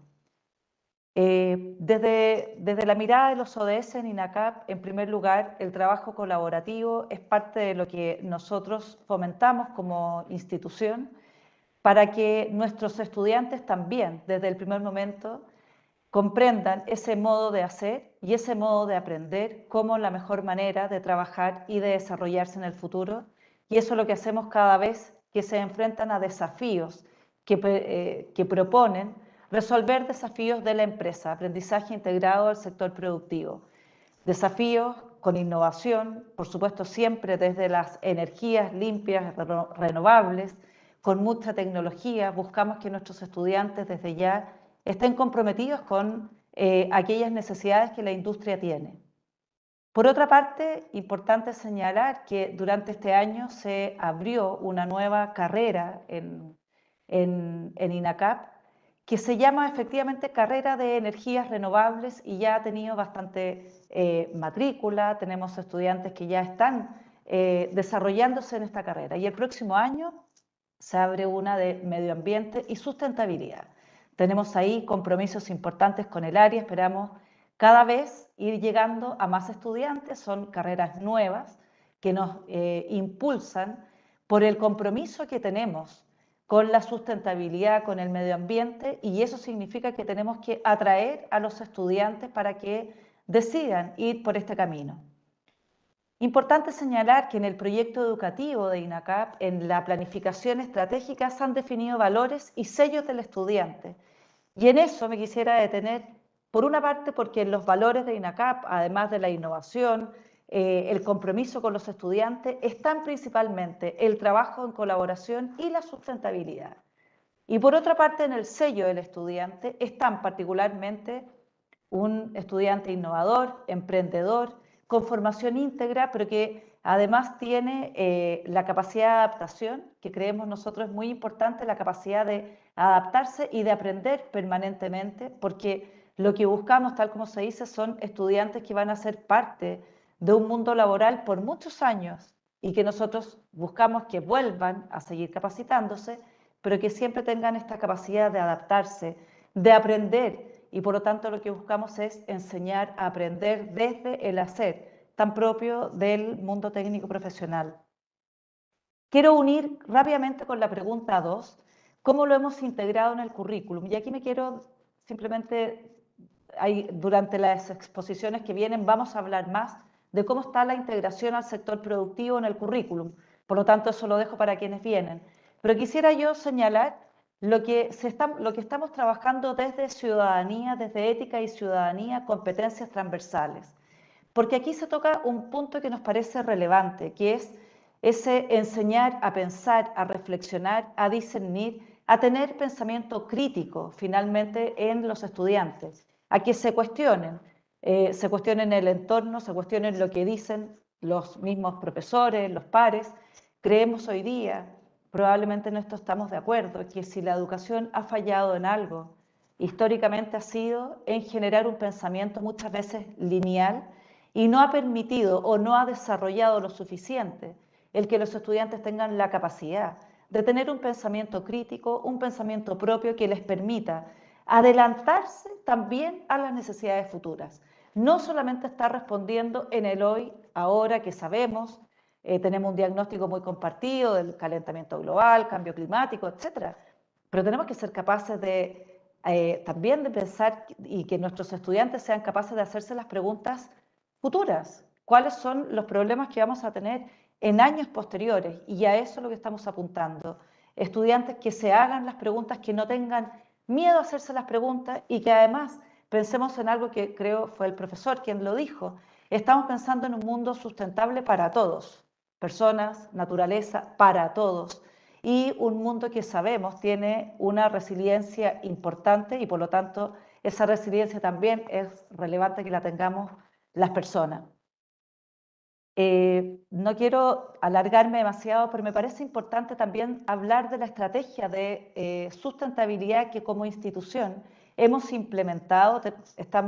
Tenemos una política ya definida, pero tenemos una estrategia también hoy día en vías de que empiece a difundirse en la institución, pero ya tenemos una política definida hace algunos años que tiene 4 ejes.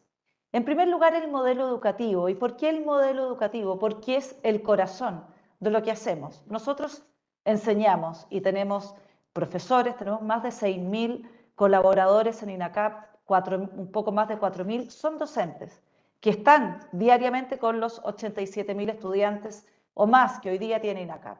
Y es por eso que queremos partir desde el centro, desde donde está el corazón, que es el modelo educativo, que es uno de los ejes de la política y de la estrategia de sustentabilidad. Y es ahí en el desarrollo, en el aprendizaje, en el proceso pedagógico donde buscamos que se fomente y se trabaje y se reflexione sobre la sustentabilidad con los estudiantes y surjan en conjunto entonces propuestas, nuevas ideas, metas, de tal manera que INACAP vaya siendo una institución que permanentemente esté viva respecto a este tema y busquemos también soluciones pertinentes a cada territorio. Como ustedes deben saber, Chile es un territorio muy largo, con una geografía muy distinta, por lo tanto con culturas muy distintas. Son territorios, son 16 regiones y podríamos decir son 16 ecosistemas distintos y es por eso la pertinencia tan relevante. Por otra parte, también desde la gestión institucional, incorporando en la gestión estratégica y operativa a la institución la sustentabilidad económica, social y medioambiental. Y es por eso que también se ha avanzado, por ejemplo, en que las infraestructuras de los distintos edificios vayan avanzando de modo bastante acelerado hacia la sostenibilidad. Por otra parte, una cultura institucional que también promueva la sustentabilidad desde la inclusión, desde la innovación también y desde también la inspiración. Es una palabra que me gustaría tomar, que aquí se ha dicho, porque en esto tenemos que ser inspiradores. Finalmente es una cultura que nos tiene que promover y a todos poner esta meta común que nos permita desafiarnos y en conjunto querer avanzar hacia tener una cultura institucional que sea sustentable de tal manera de que los 6.000 colaboradores y todas las personas que de alguna manera se relacionan con INACAP sean parte de esta cultura desafiante desde la sostenibilidad y desde la sustentabilidad.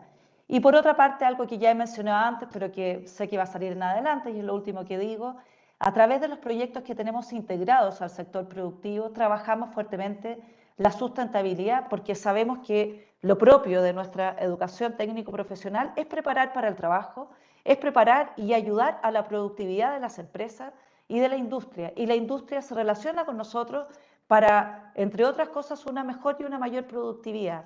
Siempre sostenible, siempre sustentable y ese es el desafío que buscamos desde INACAP, colaborar e inspirar hacia eso. Muchas gracias. Thank you very much for those words from INACAP. And again, I hear the similar approaches and the importance of bringing our students to a place of critical thinking. Thank you very much, of asking the right questions. And in Dr. Morrison's words, to think and act sustainably. So we know that we need to engage our students in the complex challenges of our world, and the SDGs are one way to help us to do that. And I'd like to turn it over now to Glory Mutungi to share a little bit more about what your institution is working on in Nairobi and and in Kenya. I know you did have a short PowerPoint presentation. Would you like to share your screen, or would you like me to do that for you?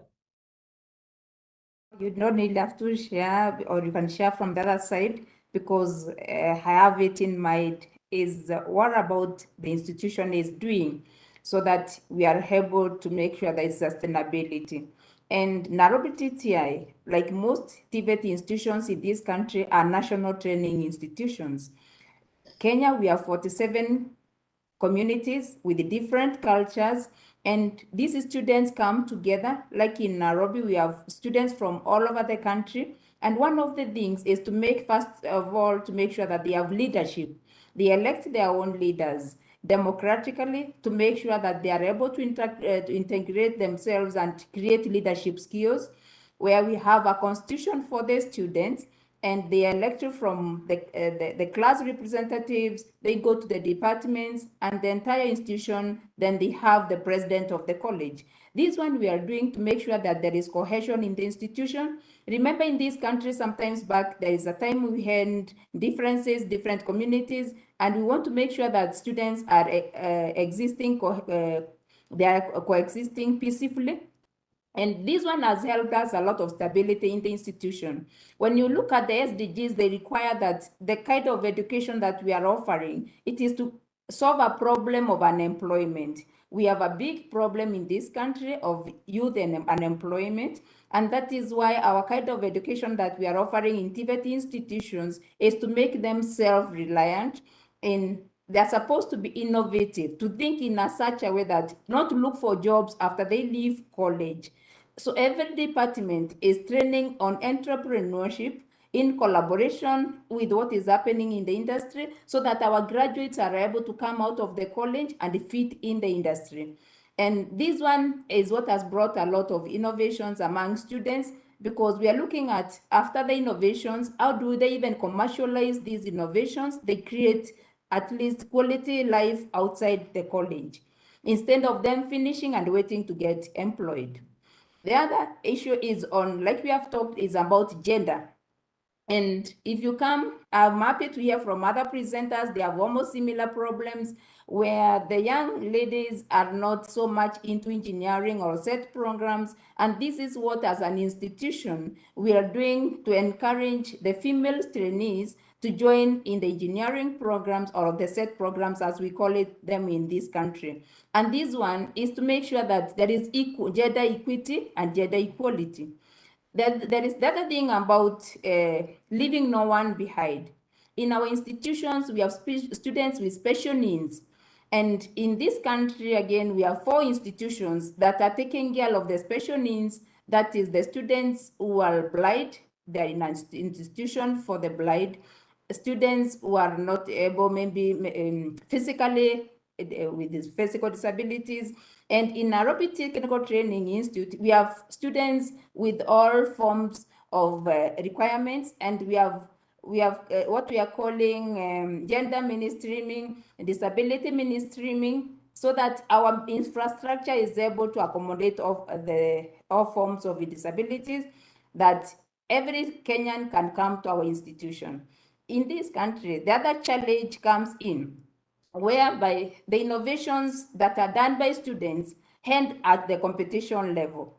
We are looking for a way that the industry are assisting the young people to commercialize their innovations.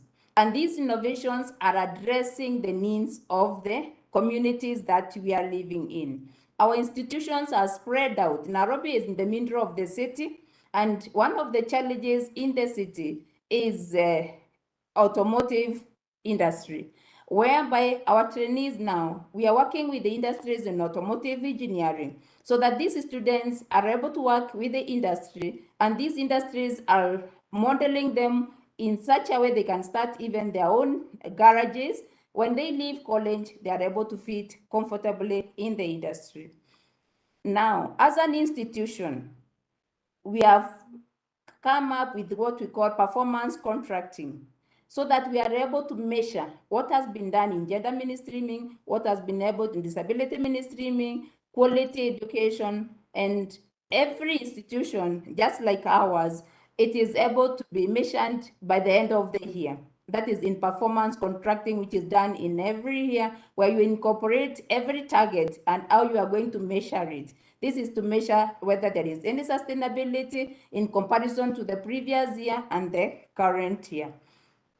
We are trying to borrow Amapi. We are here today. I'm listening keenly on other colleges that have successfully implemented SDGs in their curriculum, because this one has not happened in our institution. We are just picking one item and implementing it. For example, if it's greening TVET, we pick an activity that is addressed by students, and they go out there, maybe planting trees, cleaning the cities, or unblocking drainages. But we are looking forward to a sustainable way of integrating the SDGs in our curriculum, so that as we train, it becomes a way of life, not as something being discussed in another place, but it is a way of life, a way of training in everything aspect we are doing. Even as we are disposing our garbage, are we doing it in a sustainable way? Even as we are going out there, for example, to do engineering, the kind of innovation you are doing, is it addressing climate change? So we are looking at that way that I'm looking forward from the discussion of these 2 days forum, so that they can borrow and bring it to my country on how we can integrate the SDGs in our daily curriculum. And by the time our trainees get out in the market, they are able also to address in their own way, like including the teachers themselves, the trainers, in whatever we are doing, either in the classroom or outside of the classroom. We are integrating the SDGs to become a way of life. And this is what is going to address the issues of this country and the globe at large. Thank you. Thank you so much for that. Really appreciate it. I love how you say the SDGs have to become a way of life. I think that's a really great comment. And I hear so many SDGs in all of your presentations. I'm going to ask Eliza Mohamedou from OECD to just give us a few final closing words based on everything that she's heard today about the work that we are doing in our various TVET institutions. Thanks a lot, Judy, and thanks to all of the speakers. I think what really came out of this is that we're now really in a momentum to have this discussion around VET and SDGs that is really strong, because as Glory just mentioned, this requires really a shift in our lifestyles and transformation of how we think and act, and particularly when we're in this era of innovative approach skills and strategies. So I think what I'm taking out is really that VET system must respond to these changes. And so that means really defining relevant learning objectives and learning content, introducing pedagogies, I've heard as well, that empower learners and practitioners, and strengthening, of course, something that came out as well a lot, employer and institution cooperation. And that really it pushes us to have the VET institutions include sustainability principles in their management structures. And that really requires another level, I think, of coordination and integration of all stakeholders. I think we've heard a lot of really interesting examples. I'm not going to go back to all of them about how these really very interesting institutions managed to contribute to SDGs. I really liked Glory's small steps that can add up, and cohesion among institutions, and focus on also VET helping youth unemployment being reduced. INACAP, how it accompanies the students. Sheridan College's focus on the institution's role to develop students' ability to think, relate, and innovate, how it adapts its programs and integration of dimensions. But I think everyone also mentioned that we have a lot of challenges that remain, and the task is certainly not incomplete. So there's plenty of actions. Perhaps I will focus just on a couple. I think the integration of sustainable development and environmental competences and skills into all of the VET curricula. I think that's really important. That requires also the collaboration I just mentioned about collaboration with new green companies, encouraging these exchanges of ideas between research centers and networks of companies and institutions. And of course, something that some of the speakers also alluded to regularly as taking into account, of course, the needs of women and girls in these lifelong learning opportunities, because they have very specific barriers that we need to tackle. Perhaps another point as well is to implement together with the social partners, and I really insist on that collaboration with social partners and training providers, skills development and anticipation strategies to improve the specific skills we will need. I think it's really the time now that we make sure that these strategies look into the, there's really an assessment of the type and level of jobs that need to be created and the skills gaps, and targeted vet then programs that need to match these skills with jobs. And I'll finish off, if we want to do all of this, we really need to make sure as well that we devote specific attention as well to the continuous training and professional development of teachers and trainers of vets, because they are the conduit to it. So it's really important that these teachers, these vet teachers, have high quality digital skills themselves and the right technological equipment, and they are able to really also embrace these opportunities. And with that, I really think it's been a really interesting panel for me to listen to. Thanks a lot. Back to you, Judy. Thank you very much for those closing inspirational words. I think I'll just close by saying that SDG 17 is about partnerships and collaboration. And I think today is another step. And we are delighted as the SDG Affinity Group of the World Federation of Colleges and Polytechnics to gather you all for the next few hours today and again tomorrow to talk about many of the specific challenges that were raised today. And I think we have many speakers from many institutions around the world who will be able to share their concrete ideas about the work that they're doing on all of these important areas that you have just mentioned, Aliza. So thank you so much to my panelists. As you said, Dr. Morrison, a panel of women leaders truly from around the world. And I hand it back to our moderator now to bring us on to the next session. Thank you very, very much. Muchas gracias, Judy. Agradecemos tu moderación tan generosa y por supuesto a las líderes y panelistas de este panel que acabamos de finalizar. A continuación y siguiendo con nuestra agenda, daremos paso a las dos salas temáticas que tienen por objetivo conocer y profundizar las experiencias en torno a la importancia que tiene la integración de los objetivos de desarrollo sostenible, tanto de manera curricular, cocurricular y el rol en la docencia. La sala 1, que abordará la integración de los ODS en el currículum, será moderada por Viviana Ábalos, directora sectorial de Energía y Sustentabilidad de INACAP, Chile, y la acompañarán representantes de instituciones de Canadá, Colombia y Chile. Si quieren participar de esta sala, entonces deben mantenerse en este mismo canal. De manera paralela, se desarrollará una segunda sala que abordará la contribución de la docencia a la formación en los ODS y será moderada por Gloria Mutungi, que acabamos de tenerla como panelista, directora jefe del Instituto de Capacitación Técnica de Nairobi, Kenia, y miembro de Affinity Group. Y como panelistas la acompañarán representantes de instituciones de Estados Unidos, Canadá y Chile. Por tanto, quienes quieran acceder a esta segunda sala deben hacerlo a través del enlace que está apareciendo ahora en el chat. Para conocer quiénes estarán en ambas salas, les vamos a mostrar ahora ambas salas con sus participantes. La sala 1, ¿cierto?, de integración de los objetivos de desarrollo sostenible en el currículum, y la sala 2, que es sobre la contribución de la docencia en los ODS, ¿cierto? Ahí aparecen los participantes para que ustedes puedan seleccionar en cuál sala quieren quedar. En la sala 1, reitero, deben quedarse en este mismo canal. Para acceder a la sala 2, deben hacer clic en el link que está apareciendo en este momento en el chat.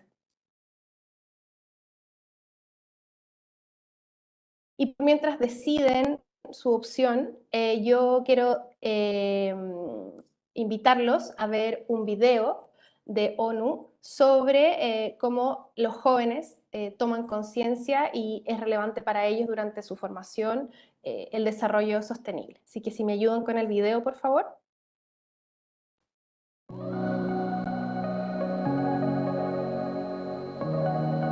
Young people are a huge part in progress and innovation in society is because throughout history, the youth has always been the forefront of changing the landscape, merging cultures. In order to create something that the world has never seen before. We have to stress that youth get involved with all these policy making, make things more accommodating for them in the future, instead of copying the same thing that's been going on in history over and over again. Sustainable development goals for me is all about manifesting more inclusive, diverse people to come in and say what they think solutions to be for, such as quality education and climate change. You just need everyone from a young age to even older ages to understand what it is and how it's going to impact the world to be a lot better than it is now. To reduce inequalities, it should be based on the merit of the person themselves, because you don't know what you're going to get from someone just because of how they look. You only find out once you find out. We have come a long way. I feel as though at the same time we contradict ourselves, because if a female and a male have the same knowledge and at hand, they should get paid the same. As the technology develops, we make sure that people don't get left behind. We all have equal opportunities and we can all make a difference for the future. Equal is just equal. In my mind, it's just those two dashes on top of each other. I don't think it should have such a complex definition. It's a universal definition. Equal is equal. One equals one.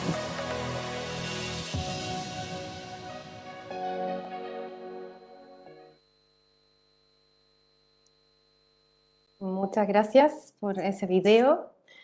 Entonces, les reitero que quienes quieran permanecer en esta sala será para presenciar el tema integrando los ODS en el currículum, y quienes quieran asistir a la sala sobre la contribución de la docencia a la formación en los ODS deben hacer clic en el enlace que aparece en el chat. Así que quiero ahora dejar con ustedes a Viviana Ábalos, directora sectorial de Energía y Sustentabilidad de INACAP, quien será la moderadora de la sala Integrando los ODS en el currículo. Adelante, Viviana.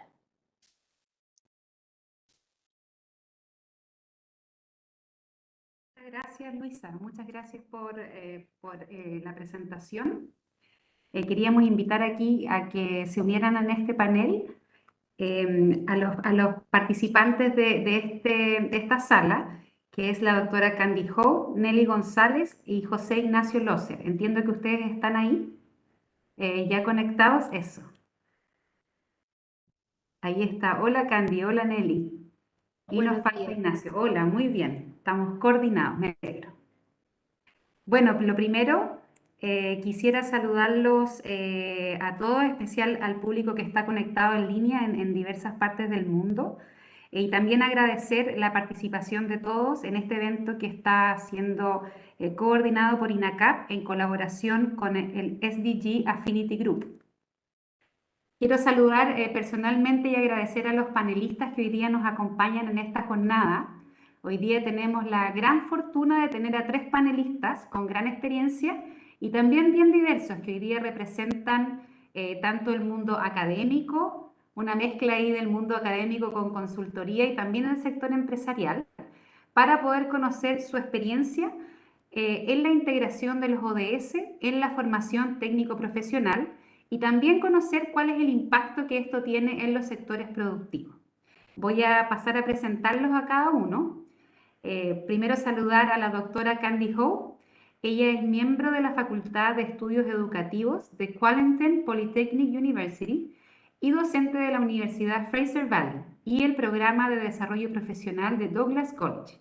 Además, previamente, ella fue docente en la Universidad de British Columbia. Actualmente, ella se desempeña como vicepresidenta de CERIC, que es una organización benéfica canadiense que promueve la educación y la investigación en orientación y desarrollo profesional, con el fin de aumentar el bienestar económico y social de los canadienses. Muy bienvenida, Candy. Por otra parte, quisiera presentar a Nelly González. Ella es consultora de formación dual del Proyecto Regional Colombia de Cooperación Alemana.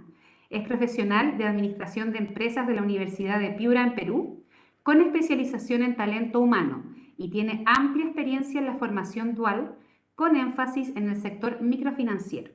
Ella es formadora certificada bajo el programa ADA International de la DIHK, Confederación de Cámaras de Comercio e Industrias de Alemania. Además, como parte de la gestión de proyectos, participa en iniciativas de inclusión laboral y financiera en entornos de cooperación internacional. Muy bienvenida, Nelly. Gusto en saludar. Gracias. Y por otra parte, presento a José Ignacio Loser. Él es ingeniero comercial de la Universidad Católica de Chile, es socio gerente de la empresa Axis y miembro del Consejo Empresarial Sectorial de Construcción de INACAP. Es socio de la Cámara Chilena de Construcción, con participación en el Comité Inmobiliario y donde además es miembro del Consejo de Formación de la Construcción y el Consejo Social. Además, es también presidente de la Coreduc, que es una institución de 9 liceos técnico-profesionales de la Cámara Chilena de la Construcción. Cuenta con más de 30 años de experiencia en el área de la construcción habitacional, comercial e industrial, y en la actualidad es empresario independiente con participación en emprendimientos del área inmobiliaria y de la construcción. Muy bienvenido también. Muchas gracias. Ahora, bueno, les doy la bienvenida a esta sala que tiene por objetivo analizar desde su experiencia profesional, ¿cierto? Cómo ha sido en los distintos sectores y cómo están desarrollando la integración de los ODS en el currículum. Y a modo de introducción, un poco comentar cómo vemos qué es la educación para el desarrollo sostenible. Es incorporar en los sistemas educativos los temas fundamentales para el desarrollo sostenible, como el cambio climático, que ya lo abordamos en la sesión anterior, la reducción del riesgo de desastre, la biodiversidad, la reducción de la pobreza y consumo sostenible. Y estos desafíos mundiales, creo, de cambio climático están muy alineados, ¿cierto?, con lo que está ocurriendo hoy mismo. No podemos dejar de mencionar las negociaciones que hoy día están ocurriendo en Egipto en el marco de la COP27 y cómo en el fondo requiere en forma urgente un cambio en nuestros estilos de vida y también una transformación en nuestra forma de actuar y pensar. Y para lograrlo, como bien también se comentó en el panel anterior, necesitamos, por supuesto, nuevas competencias, actitudes y conductas que nos conduzcan a sociedades que sean más sostenibles. Y aquí, instituciones como la nuestra, como INACAP, tenemos el gran desafío de poder responder a esta necesidad introduciendo distintas metodologías que empoderen a los alumnos instando a incluir estos principios de la sustentabilidad.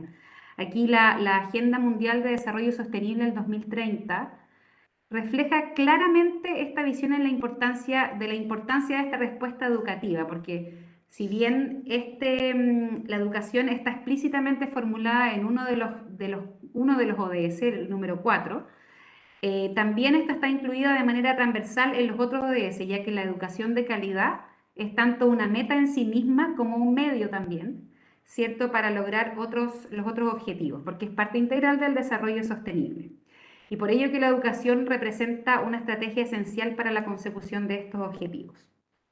Y dejando ahí, pasando ya de la introducción, vamos a organizar este taller, como les había comentado, con una pregunta general, donde me gustaría que desde su experiencia, como comentábamos recién, desde la academia, desde el sector también consultoría y también desde el sector empresarial, nos pudieran responder y luego vamos a pasarle algunas preguntas también más individuales para que podamos ojalá dialogar entre todos.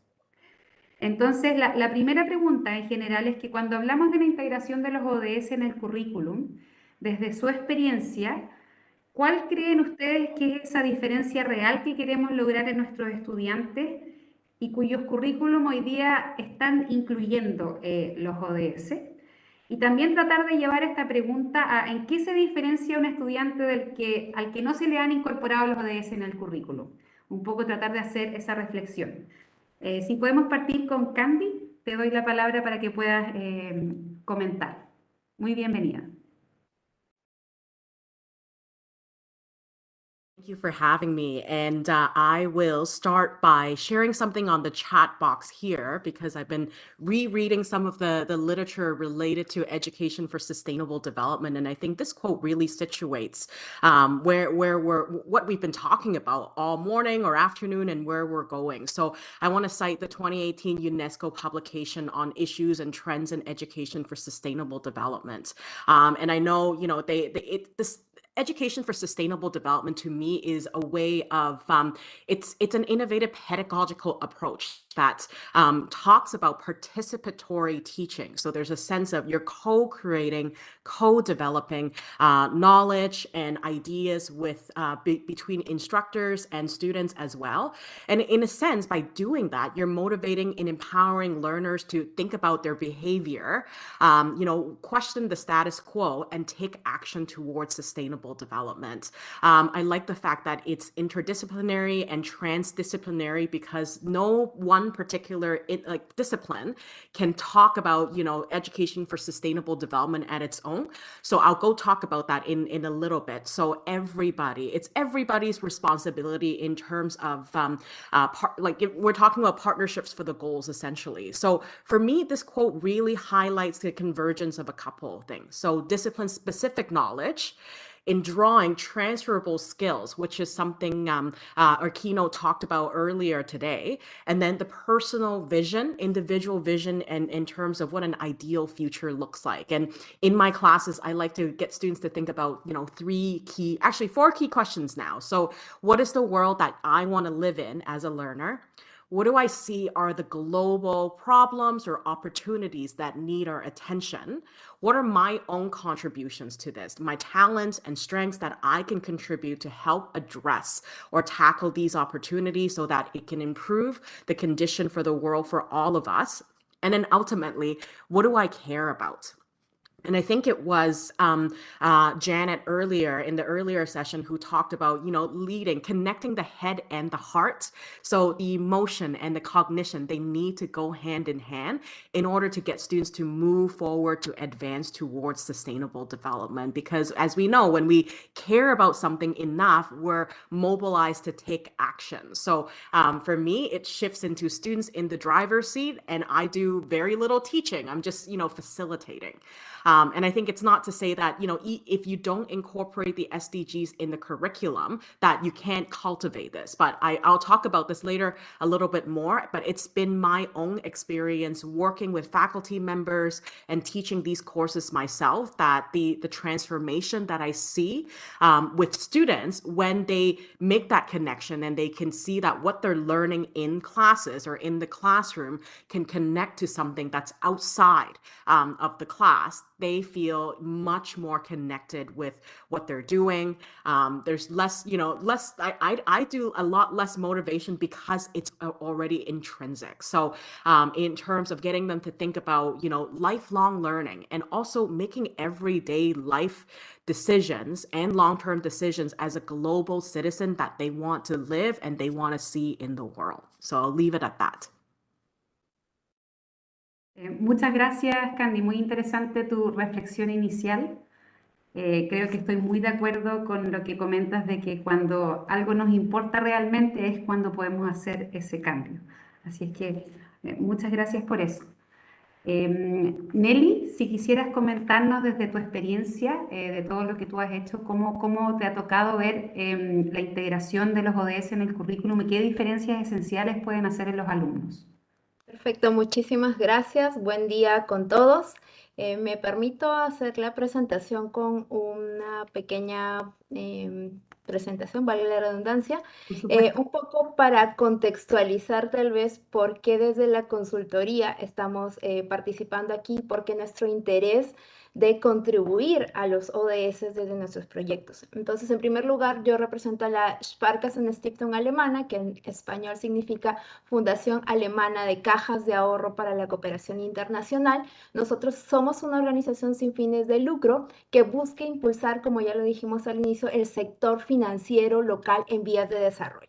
Entonces, en esa línea, nosotros diseñamos e implementamos proyectos con aliados estratégicos digamos, adaptando las mejores prácticas del sistema de cajas de ahorro en Alemania. Valga decir que el sistema de las Sparkassen o las cajas de ahorro es uno de los más grandes en Alemania y en Europa, pero que atiende a una población, digamos, sector micro, ¿no? Entonces, a los pequeños empresarios, y eso es un poco la contribución que hacemos, siempre trayendo esas mejores prácticas y adaptándolas. Otra de las cosas que se sabe muy bien de Alemania, de Suiza, es el modelo de formación dual, que es esta oportunidad de generar formación y empleo al mismo tiempo, ¿no? Entonces, en ese contexto, lo que buscamos es fortalecer a las instituciones mediante metodologías. Una de ellas es la formación dual, otros temas que vemos es la educación financiera, pero finalmente ahora nos vamos a concentrar en lo que es la formación dual. No voy a entrar en detalles, solo quiero comentarles que en el marco de impulsar la educación de calidad, de promover esta formación dual en Latinoamérica, ya tenemos 5 países donde implementamos una carrera técnica bajo el modelo de formación dual. En Alemania se conoce como el asesor técnico financiero y esta carrera ha sido adaptada en los 5 países, ¿no? Empezamos en El Salvador desde el año 2014 y así fuimos avanzando hasta el último proyecto que acaba de empezar en Colombia el año pasado, en abril del 2021, y actualmente hemos tenido ya 356 aprendices que iniciaron su formación bajo este modelo para esta carrera dirigida principalmente al sector microfinanciero en nuestros países. Entonces, un poco lo que les voy a compartir hoy, sin entrar en detalles, es la experiencia de Colombia y es un poco en lo que voy a enmarcar mis respuestas el día de hoy. Entonces, solo para que vean un poco cómo es que trabajamos y por qué buscamos compartir esta experiencia el día de hoy, ustedes ven en este esquema que nosotros tenemos por un lado a instituciones microfinancieras como Mi Banco, Banca Mía, que son instituciones locales en Colombia, pero también trabajamos con una institución superior técnica que es el SENA o el Servicio Nacional de Aprendizaje aquí en Colombia, que es básicamente una institución que es la responsable por parte del Estado de generar estas oportunidades de formación para todos los colombianos y colombianas aquí en el país. Ellos apuntan principalmente a la formación técnica y ahí tenemos diferentes niveles, desde el nivel técnico básico hasta el nivel técnico superior. Entonces, nuestra carrera principalmente apunta al sector o al nivel técnico, ¿no? Hablamos en Colombia de una carrera de 15 meses, en otros países lo tenemos de 2 a 2 años y medio, pero aquí cooperamos para este nivel más básico. Pero no solamente estamos nosotros, sino justamente en esa alianza, en esa cooperación que va como al objetivo 17, es que esta cooperación internacional se hace con una asociación que agrupa a todas las instituciones de microfinanzas en el país, en este caso son microfinanzas, y también con las cámaras de comercio e industria alemanas que están en cada país. En este caso, la Cámara Colombo-Alemana, y a través de esas alianzas buscamos recoger las necesidades del sector y poder adaptar estos proyectos a las necesidades de cada país. Entonces, en el caso de Colombia, es una carrera muy adaptada. Aquí las instituciones microfinancieras normalmente ofrecen más solo productos de crédito. Son muy pocas las que ofrecen ahorros, créditos y seguros, pero tratamos de hacer que la carrera responda realmente a sus necesidades. Entonces, ese es un poco el contexto de nuestro proyecto aquí en Colombia, y para ir directamente a la respuesta aquí, un poco las diferencias que nosotros vemos en un estudiante, digamos, cuyo currículum ha sido desarrollado bajo el enfoque de los ODS y quienes no. Entonces, principalmente es que se promueve el desarrollo de competencias transversales y técnicas que le permitan tener una mejor profesionalización. Y en ese sentido si hablamos como empresas que queremos que en el sector de las microfinanzas hay mucha competencia, porque el microempresario, si bien es cierto, va un poco por tasa también de interés, pero también va, ok, ¿qué tanto me puede asesorar este analista de crédito para hacer crecer mi negocio? No es solamente el producto del crédito. Entonces ahí necesitamos un profesional que tenga los conocimientos técnicos, pero que también tenga esas habilidades blandas para poder llegar al cliente de la mejor manera y que sea la mano amiga, no solamente el que me da el crédito, sino el que me ayuda a crecer en mi negocio, ¿no? Estamos hablando de negocios donde normalmente el sector micro no duran los emprendedores aparentemente más de 5 años, ¿no? Pero pues aquí justamente esa es la idea, de generar un impacto. No es solamente la carrera en la que se están formando estos aprendices o estudiantes, sino que además cómo contribuyen a la sociedad. Entonces, tienen clientes satisfechos, mejor asesorados, pero al mismo tiempo eso garantiza a la institución, obviamente, que haya menos niveles de morosidad, por ejemplo, porque tengo un cliente muy bien asesorado, que va a ir muy bien en su negocio, va a ir creciendo, pero no me va a fallar. Esa es la idea, ¿no? Entonces, eso es un poco el enfoque integral de esta formación basado en los ODS, porque decimos, tiene que ser una educación de calidad que les permite insertarse laboralmente, o sea, que sean muy atractivos para las empresas, pero que también tenga un impacto en el sector productivo donde se van a desarrollar, ¿no? Entonces, aquí estamos hablando sector microfinanciero, pero también un poco al nivel de los emprendedores. Entonces, las instituciones como tal que ofertan el crédito, pero los clientes también beneficiados con esta formación de calidad. Ahora, ¿qué más vemos como diferencia? Que se integra la conciencia de la construcción de un mundo mejor desde los diferentes sectores de la economía donde vayan a desempeñarse. Solo por poner nuestro caso, las instituciones microfinancieras hoy han ampliado su gama de productos que ofrecen. Entonces, algunos han diversificado productos para agro, productos que de pronto de crédito para aquellos que hacen cultivos con diversas certificaciones. Entonces, eso implica que también este asesor no solo se queda con las competencias técnicas de decir, ok, sé asesorar, sé manejar tasas de interés, sino que también tengo que preocuparme por saber estas nuevas tendencias para asesorar al cliente y que haga ya buenas cosechas, buenas producciones. Entonces, en ese sentido, también buscamos ciudadanos más globales, más conscientes, ¿no? Entonces, esto es una de las cosas que nos gusta mucho de estos ODS, porque no es solamente hablar de un diseño curricular que dice, ok, sabe asesorar, sabe manejar tasas de interés, sino que realmente tiene una visión global de en qué entorno se está desempeñando. Ahora, ¿qué vemos de acuerdo a la experiencia con diversas contrapartes educativas en los 5 países de un diseño que no tiene el enfoque de los objetivos de desarrollo sostenible? Que a veces se tiene una visión más reducida respecto a las competencias específicas, porque a veces son los expertos, digamos, en la metodología de enseñanza, pero a veces se olvida la óptica de la empresa. Entonces, cuando uno tiene las empresas integradas en este diseño curricular, realmente estamos hablando de una carrera que va a tener impacto en la sociedad y básicamente en los estudiantes que próximamente son ciudadanos que contribuyen al desarrollo de su país. Ahora, no necesariamente en una carrera que no tiene el enfoque de los ODS, se ofrece una formación integral debido a la visión parcial de las necesidades de la empresa y la contribución a un mundo mejor. O sea, sí es cierto, a veces algunos se quedan mucho en la parte científica, que es muy buena, de hecho es la base, pero muchas veces esa visión suele ser parcial.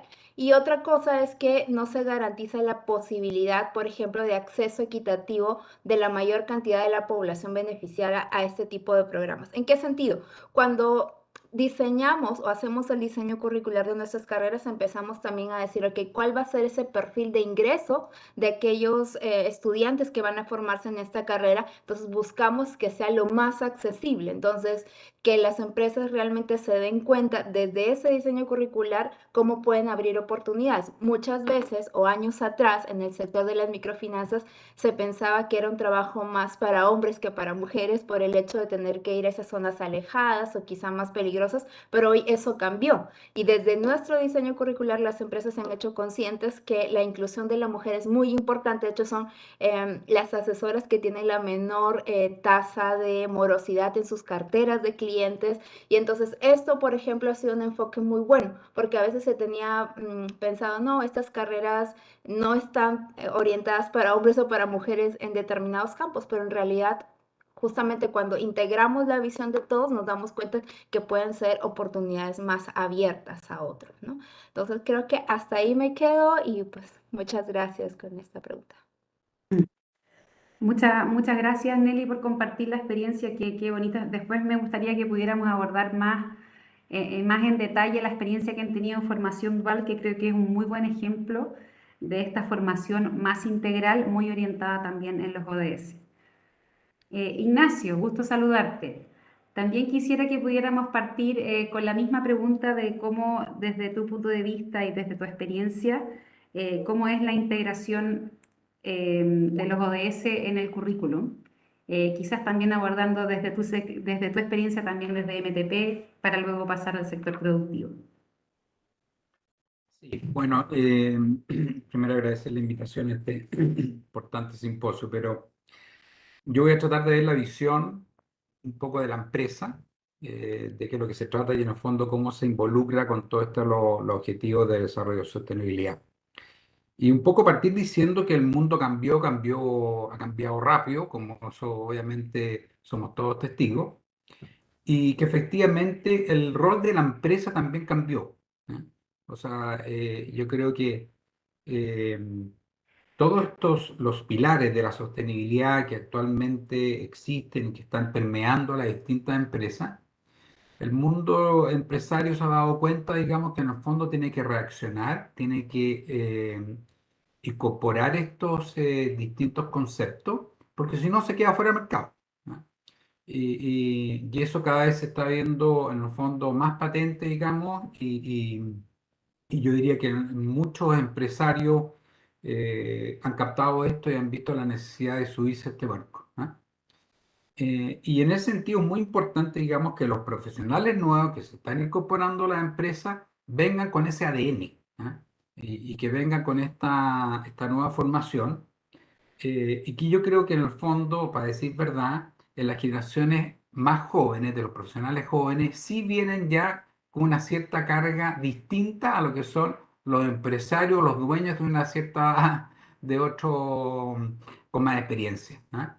Yo participo en varios directorios de otras empresas, etcétera, y claro, efectivamente las generaciones que ya llevan su tiempo, de repente les cuesta integrar estos nuevos conceptos. ¿Ah? Y para un poco ejemplarizarlo, es como casi quedarse todavía que la única variable es maximizar las utilidades, concepto que ya está absolutamente radicado. Eh, entonces, yo creo que es muy importante efectivamente que los profesionales, técnicos profesionales que se están incorporando, digamos, ya vengan con estos conceptos claros y sean un apoyo en el desarrollo de la empresa, empujen estos cambios. ¿Ah? Porque si no, efectivamente es la supervivencia de las empresas. ¿Ah? Las empresas que no tienen estos conceptos también son poco atractivas para los mismos alumnos. ¿Ya? Una empresa que no es amigable con el medio ambiente, que no se preocupa de sus trabajadores, la seguridad, de la innovación, de la productividad, bueno, es una empresa que en el fondo tampoco es atractiva para los alumnos. ¿Ah? Para los profesionales nuevos. Entonces, conjugar esto, unir estos mundos de este nuevo concepto de empresa es muy importante. Y tiene que partir, obviamente, de la educación y la formación de los profesionales. Así que yo soy optimista y creo que en el fondo, efectivamente, estos cambios son para mejor, para que la gente viva mejor, para que la empresa sea mejor y el mundo sea mejor. Y eso lo comparto. Así que encantado y en eso estamos muchos empresarios trabajando a nivel gremial y subiéndose a este escenario nuevo con mucha ganas, digamos, y viéndolo positivamente. Así que en ese sentido, los empresarios, unos más lentos, otros más rápidos, digamos, estamos reaccionando en eso y evidentemente dependemos de que los nuevos profesionales, trabajadores, vengan formateados con estos nuevos conceptos. Muchas gracias, Ignacio. ¿Se escucha? No. Sí. Ah, se escucha. No me pasó aquí con... muchas gracias, sí, pues súper de acuerdo ahí con hay que subirse al carro y es la forma también de hacer atractiva a la empresa y con las necesidades de hoy día que ya son presentes de cara como a todas las necesidades de sustentabilidad y cambio climático. Quisiera aprovechar de comentar un poquito sobre cómo hoy día estamos abordando también la incorporación de los ODS en el currículum dentro de INACAP.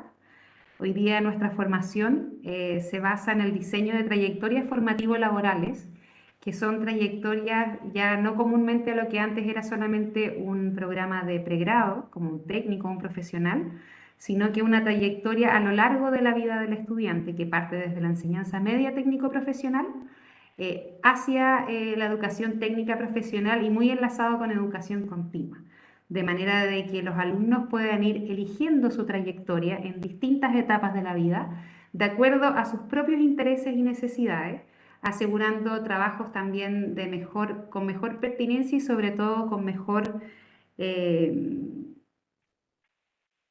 cercanía a lo que hoy día quieren los alumnos de forma particular.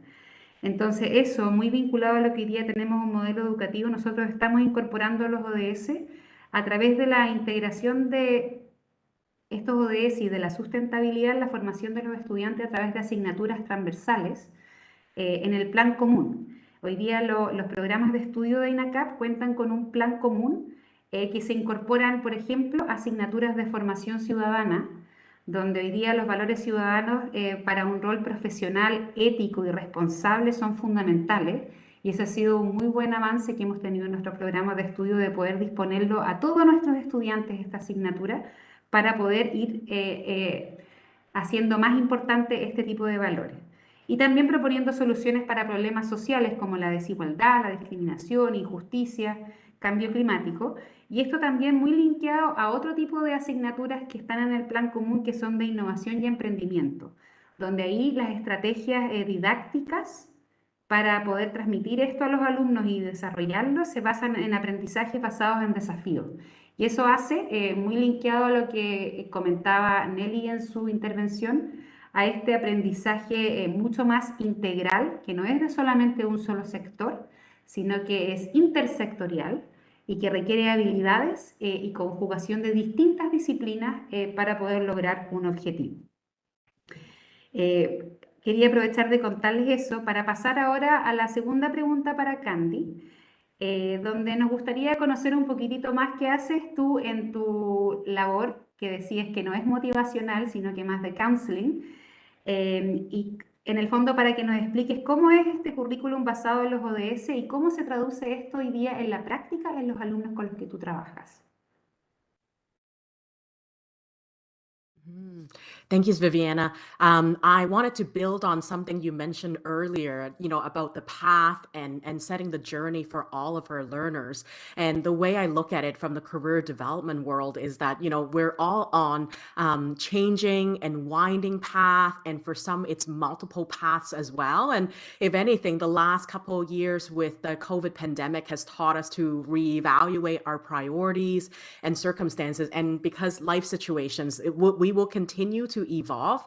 Ultimately, I think, incorporating the SDGs in the curriculum helps students to think about the resources and skills that they need for lifelong career decision-making. And that ultimately is the dream. So thank you for that. And I will I play multiple roles, as you can hear from my introduction. So I want to situate your question with two of the roles that I play. I call them my dream roles. So at the University of the Fraser Valley, I've got a really a very cool title. So I think it's cool. I'm an assistant professor in career and capstone learning. And more so, I'm situated within the College of Art. So primarily, I work with students in arts and humanities. And you might be thinking, okay, what is the connection with TVET then? And I can tell you there's a lot of connection because arts and humanities students, they are, through their curriculum, they're usually not trained to think about the transferable skills and experience that they have. So it's my job through the courses that I teach to let them know that they are doing amazing things that's helping them pave to their next journey. So part of that is I teach a final senior capstone course for students who are in their final year or even in their final semester. You can see in my back, I'm grading assignments right now. Where we go through a series of curriculum. So starting with identifying transferable skills, looking at the courses that they've taken, identifying, course objectives and what did they do to gain those employability skills to start with. And then part of that is introducing the SDGs, because I don't want students to come into my class to say, I want to be a doctor, I want to be a lawyer, I'm applying to this. That's great. It's good to have career career aspiration. But we also know that these schools, applying to these, schools and jobs, we're in a very competitive world right now. So I want students to come with a plan B, C, or D. And part of that is, what if we start our courses getting students to identify what is 1 or 2 sustainable development goals that they are interested in. So what do they care about? Going back to that question, in thinking, okay, so if I care about good health and well-being, or reduce inequalities, or peace, justice, and strong institutions, then I know that I can work backwards. It's broadened my career possibilities and what I want to do. So throughout the entire semester, yes, while we talk about occupations and vocations, we also talk about, okay, how does that help you serve the world that you want to see yourself in? How does that serve your local and global communities? So the assignments that they do range from conducting information interviews with people that are living their possible futures, and asking them, which SDGs do you see yourself identifying with, and how do you think within your role as an accountant, as a, going through apprenticeship, how does that help you serve your clients and organizations? So that's one example. There's another example where we look at the future work skills. And again, going back to the panel we had earlier, going back to the keynote we had earlier, it's all talking about, we need to prepare for the future. But part of that is looking at what are the trends that are coming up in the horizon. And we look at how has, for example, COVID shifted the way we work.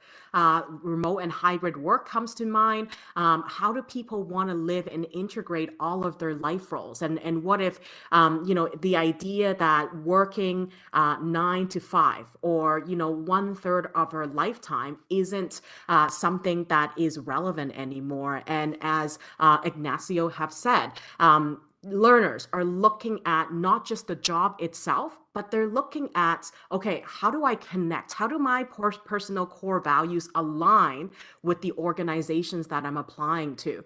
So yes, while students and learners are interviewing for jobs, but they are also interviewing organizations because they want to have a fit according to their values. So if it's something that's not, by identifying the SDGs that they want to work towards, we're also helping them generate, what are some of these core values? What do I believe in that's important in the work that I do and in the organization that I work with? And then the second role, I'll end with the second role that I play right now, is I have a 1-year faculty appointments as the university lead in mapping all of the sustainable development goals in Kwantlen Polytechnic University, where I lead a research project team where we identify academic courses and programs, teaching and learning strategies, student support services, policies, and research. You name it, anything that has a connection to the SDGs, we are uncovering it and we're making those connections at the university. So, I have the opportunity to talk with a lot of professors who are really passionate about teaching with the SDGs. And I think, as somebody mentioned earlier, I think it might have been you, Viviana, people understand it's important to advance global issues. So again, no poverty, zero hunger, but they might not understand that they are, in fact, advancing the SDGs. So part of my role is giving them, helping them to identify that language is there. And so from working with a lot of faculty members, it's been my experience that I teach the SDGs differently because of the discipline that I'm in, which is career development. I've got other fellow faculty members and colleagues that teach it very differently. And I think it starts with identifying their discipline. So for example, I was talking with a geography or earth science instructor the other day where they said, you know what, I want to focus on climate action. I want to focus on life on land and life below water, and clean water and sanitation. So they've identified specific SDGs that their class wants to focus on to drive that discipline. It starts with what they're comfortable with. So my recommendation for people that are looking to build programs, is to look at your organizational mission, you know, if you're an educator, your discipline and what you're comfortable with, and then work backwards from there. For me, because career development is interdisciplinary, I just gave it to the students. Come and pick your SDG, and then we can come and talk about it. Interesante, muchas gracias Candy. Creo que es algo que ya me llevo del día de hoy para poner en la práctica también, que podríamos hacerlo en INACAP. El usar la herramienta de los SDGs para guiar a los estudiantes de cuáles son sus motivaciones. No lo había visto de esa forma y creo que es algo muy, muy provechoso de poder usar. Quería pasar ahora a una siguiente pregunta para Ignacio y un poco aprovechar de contarles cuál es el vínculo que hoy día tenemos desde el sector académico como INACAP con el sector productivo. Hoy día dentro del modelo educativo de INACAP profundizamos el vínculo muy estratégico tanto con los gremios, con las empresas, con el fin de que la formación que hoy día le impartimos a nuestros alumnos sea muy pertinente a las necesidades presentes y futuras, y donde uno de nuestros lemas fundamentales es que hoy día la empresa es y debe ser parte relevante del sistema educativo de INACAP. Invitamos hoy día a Ignacio porque él ha colaborado durante todo este año con nosotros como miembro del Consejo Empresarial Sectorial de Construcción, que es una iniciativa bien innovadora dentro de INACAP, lo cual es un consejo que está integrado por destacados ejecutivos y empresarios a nivel nacional, quienes nos han contribuido ya durante un año a identificar cuáles son las necesidades de formación de las personas para el país, en este caso en el sector construcción. Han tenido un rol súper estratégico aportando esta visión comprometida con el desarrollo de las personas y el país y fomentando en el fondo asegurar esta pertinencia formativa y poder tener actualizados nuestros planes de estudio de acuerdo a las necesidades que nos han planteado ellos mismos. Estamos muy contentos de contarles de que el próximo año vamos a partir con un nuevo programa de construcción que está basado en todas las recomendaciones y visiones de futuro que nos ha entregado el Consejo Empresarial Sectorial de Construcción. Entonces ahí quería pasar con Ignacio de cómo ha sido también tu experiencia de participar en este Consejo Empresarial Sectorial de Construcción y cómo ha impactado en el fondo desde el usuario final, desde la empresa, que ya lo comentaste anteriormente, el empezar a contar con egresados con este tipo de formación. Sí, mira, yo creo que INACAP ha sido muy visionario en este sentido de acercar la empresa a estos programas de formación, porque efectivamente se podía estar produciendo, digamos, que no conversaban ambos mundos, ¿no? O sea, no se tenía claridad realmente qué es lo que necesitaba la empresa y qué es lo que cómo se estaban formando estos futuros profesionales, ¿no? Y yo creo que en eso ha sido un trabajo muy colaborativo y muy interesante de ver cuáles son nuestros dolores, ¿ya? Respecto a los profesionales que nos llegan y acercar esos dos mundos. La experiencia de Nelly que nos contaba del dual, para nosotros es muy interesante porque anticipadamente incorpora a los alumnos al mundo de la empresa, donde se empiezan a entender lo que es ya sea la misma responsabilidad de trabajar en equipo, de tener visiones distintas y acercarse al mundo de la empresa. Para nosotros los empresarios es fundamental que efectivamente si no llegan con los profesionales o que colaboran, que al final son los que hacen la empresa, ¿ya? Si no estamos todos alineados y no se efectivamente trabaja con objetivos comunes, es difícil avanzar, ¿ya? Y se producen frustraciones, ¿ya? De ambos lados. Entonces, congeniar estos dos mundos, conversar en estos dos mundos, es muy necesario y atingente, ¿ya? Nosotros en el gremio específico de la Cámara Chilena de Construcción, que es una agrupación de empresas dedicadas a la construcción y al mundo inmobiliario, también hay unos programas importantes que se llaman Pro Obra, que apuntan justamente a avanzar en el tema de la sostenibilidad y donde está obviamente el tema de la producción, la innovación, el medio ambiente, la comunidad, ¿ya? Entender con la comunidad que nos rodea qué estamos afectando, cómo nos involucramos. Bueno, y sobre todo los trabajadores y con su seguridad, ¿eh? Entonces, en esas dos cosas nosotros estamos muy contentos y creo que es muy necesario lo que se hace. Se ha avanzado bien y también nos sucede a nosotros que como el mundo es tan cambiante, ¿ya? Las tecnologías son tan cambiantes, ¿ya? Que es difícil poder decir, oye, ¿qué van a aprender? Al final yo he entendido que lo que hay que hacer es que obviamente las tecnologías actuales se tienen que incorporar, pero es la capacidad de los alumnos de aprender nuevas cosas, ¿ya? O sea, que la apertura de que vengan, porque probablemente quizás la tecnología que aprendieron en un taller, en 2 años más va a existir una máquina nueva, ¿ah? Que lo va a hacer distinto. Entonces, la capacidad que los alumnos tengan para adaptarse a nuevas tecnologías, etcétera, ¿ya? Y en eso el tema de la construcción, todo lo que es la productividad, en el caso mío la construcción en Chile específicamente, o sea, ahí queda un poco atrás, entonces hay un mundo ahí por explorar importante que con INACAP estamos haciendo una muy buena labor ahí.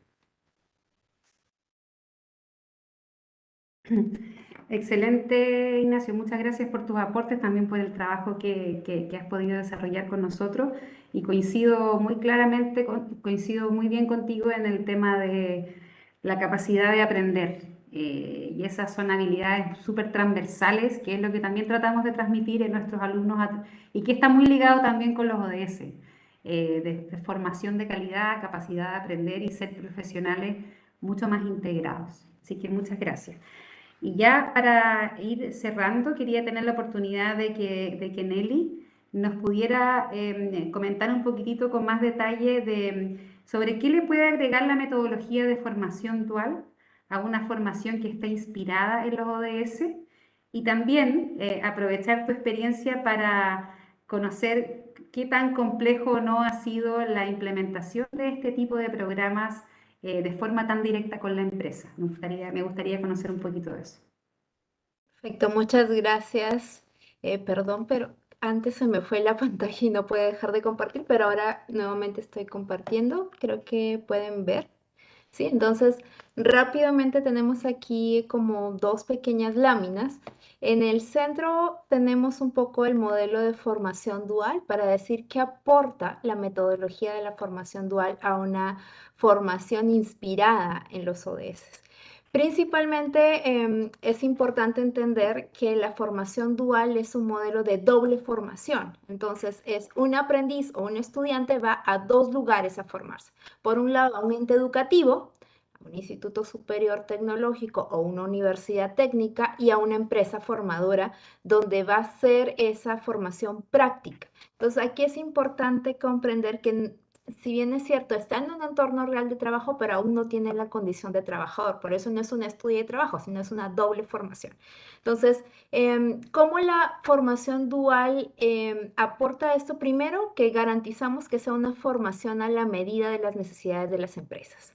Entonces, esta construcción de una carrera bajo este enfoque sí o sí tiene en la mesa a la empresa formadora diciendo que estas son las necesidades reales y cómo las puedo desarrollar en mis aprendices desde la fase práctica, ¿no? Entonces, y esa es una compenetración muy buena con el ente educativo, decir, ok, ¿qué parte puedes dar tú bajo tu experiencia y qué otra parte puedo aportar yo en ese desarrollo de las competencias? Entonces, y me aseguro que efectivamente este aprendiz o este estudiante al finalizar la formación va a estar con todo el perfil que yo como empresa necesito para garantizar estas posiciones dentro de la empresa. Segundo, que cuando hablamos de formación dual, también las empresas mejoran su imagen o reputación mediante el cumplimiento, sí, por un lado de responsabilidad social, porque generamos oportunidades para más jóvenes con una educación de calidad y probablemente al finalizar la formación con un trabajo, acceso a un trabajo formal y digno, pero por otro lado decimos, ok, esto también minimiza algunos costos como de contrataciones erróneas, ¿no? Entonces, porque a veces, ¿qué nos ha pasado en el sector micro? Es que hay una alta rotación del personal y es precisamente porque algunos vienen de otras formaciones, la empresa invierte mucho, pero al final estas personas se van porque el trabajo de campo, por ejemplo, en las microfinanzas es muy diferente a lo de un banco grande, ¿no? Entonces, eso también es otra de las cosas que trae como consecuencia de beneficio para la empresa, es decir, ok, opto por una formación dual, pero también contribuyo a este desarrollo en mi país y por ende al cumplimiento de los ODS. Otro punto importante es la identificación y lealtad con la empresa formadora desde el primer día del aprendiz, ¿no? Porque hay un componente muy importante en la formación dual, que este aprendiz ingresa y desde el día 1 sabe con qué empresa se va a formar. La alternancia puede variar, en algunos casos tenemos que van 3 días al instituto, 3 días a la empresa, otros van un mes y un mes, eso depende mucho de cómo se consense la alternancia, pero en realidad esta identificación la generamos desde el primer día y obviamente lo que buscamos es que al finalizar la formación estos estudiantes estén más identificados con nosotros y que evidentemente nos den los resultados que esperamos. Otro punto es rápidamente genera trabajo productivo. Si bien es cierto, un aprendiz en el primer mes probablemente no puede hacer tareas más complejas, pero desde las pequeñas tareas operativas en las que él va aprendiendo, va haciendo aportes, pero se va integrando a un entorno real de trabajo, que es lo que marca la diferencia entre una formación tradicional y una formación dual, ¿no? Entonces, donde rápidamente la teoría la llevo a la práctica y otra ventaja es que a veces un aprendiz puede aprender en la práctica algo antes que en la teoría y lo que hace la teoría más bien es reforzar aquello que pudo aprender a veces primero en la práctica, ¿no? Dependiendo un poco de la complejidad de las tareas, por supuesto, pero esto a veces sucede. Y luego, obviamente, nuevamente apuntando al punto de ahorro en contrataciones erróneas, porque aquí hablamos de la idoneidad. Entonces, yo estoy formando a esa persona o ese posible personal de acuerdo sí a mis necesidades, pero también de acuerdo a mi cultura organizacional. A veces puedo tener a alguien, como les decía, que viene de fuera y lo que nos dicen las empresas es, ya vienen con ciertas prácticas y a veces es un poco difícil cambiar ese chip. Y entonces eso es una de las cosas que nos facilita la formación dual. Y en todo este marco y en todos estos como beneficios que le vemos a la formación dual en la contribución a los ODS, si bien es cierto, hay implicaciones indirectas en otro de los 17 objetivos, nosotros identificamos 5 en nuestra cadena de impacto, ¿no? Entonces, por un lado, obviamente la educación de calidad, la igualdad de género, el acceso al trabajo digno, reducción de las desigualdades y, por supuesto, las alianzas para la cooperación. Y en este marco es como sí, es una cooperación internacional, pero buscamos al final dejar esas buenas prácticas en nuestras contrapartes porque la fundación en algún momento dejará de operar porque son proyectos con periodos cortos, pero la idea es justamente que a través de este trabajo podamos desarrollar las competencias y cada vez sean más autónomos, ¿no? O sea, ¿qué nos pasa, por ejemplo, con el SENA en el marco de la formación dual? Es que ya se estableció una estrategia nacional de formación dual para promover que las carreras técnicas sean ofertadas bajo esta modalidad, ¿no? Y así se articula mejor un poco con el sector productivo y que esta formación práctica no sea algo en la que el aprendiz o el estudiante va a una empresa y le damos cualquier actividad, sino que tiene un plan de formación empresarial bien definido. Entonces, eso es un poco lo que aporta la metodología de la formación dual, pero por otro lado, si la pregunta es si el incluir los ODS agrega una complejidad, realmente si buscamos que sea un proyecto de impacto, nuestra primera respuesta es no. No, porque en primer lugar buscamos un enfoque directo a articular estos dos sectores y generar un impacto realmente positivo. Entonces, es un ganar-ganar, que es lo que mencionaba en este otro lado, porque las empresas se aseguran de tener personal a la medida, pero por otro lado, el sector educativo se asegura de tener un buen nivel de inserción laboral, pero obviamente con un enfoque de impacto a la sociedad. Entonces ahí hablamos de un ganar-ganar, todos ganan, pero sí en el desarrollo o en el diseño curricular es un trabajo muy minucioso. Por ejemplo, nosotros desarrollamos materiales teóricos porque en el sector micro casi no hay mucha bibliografía, entonces la estamos creando a través del conocimiento de los expertos. Entonces aquí, si bien es cierto, la empresa gana porque su personal que tiene todo ese conocimiento lo deja en un material, esto sirve para la formación, pero luego sirve para capacitaciones continuas internas y también para el sector educativo se vuelve material muy valioso para la investigación. Entonces, esto es algo que realmente decimos sí, es un aporte importante, ¿no?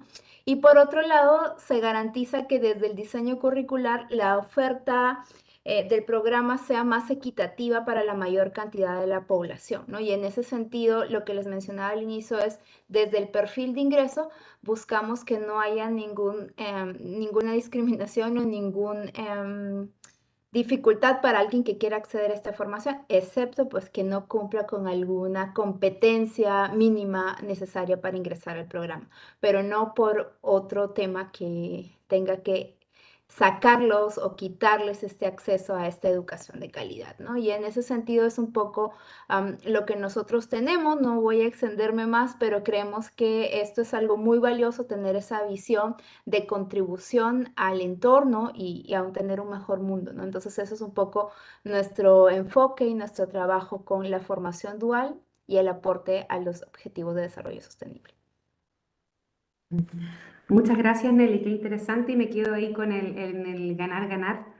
Coincido contigo de que la incorporación de los ODS en las distintas formas, y ya pasando al cierre de este panel, lamentablemente no tenemos más tiempo para conversar, pero sí pasando como a una reflexión final, que hoy día pudimos ver, creo, la integración de los ODS desde una etapa más inicial de orientación vocacional, como nos presentó Candy, pasando también por lo que les comenté yo misma respecto a cómo incorporamos los ODS a través de la formación transversal de INACAP y también a través de la formación dual, con las distintas oportunidades que ya existen y beneficios que traen tanto para los estudiantes, y ya pasando al impacto positivo que esto tiene a nivel de las empresas. Así es que muy agradecida por ustedes por habernos compartido su experiencia.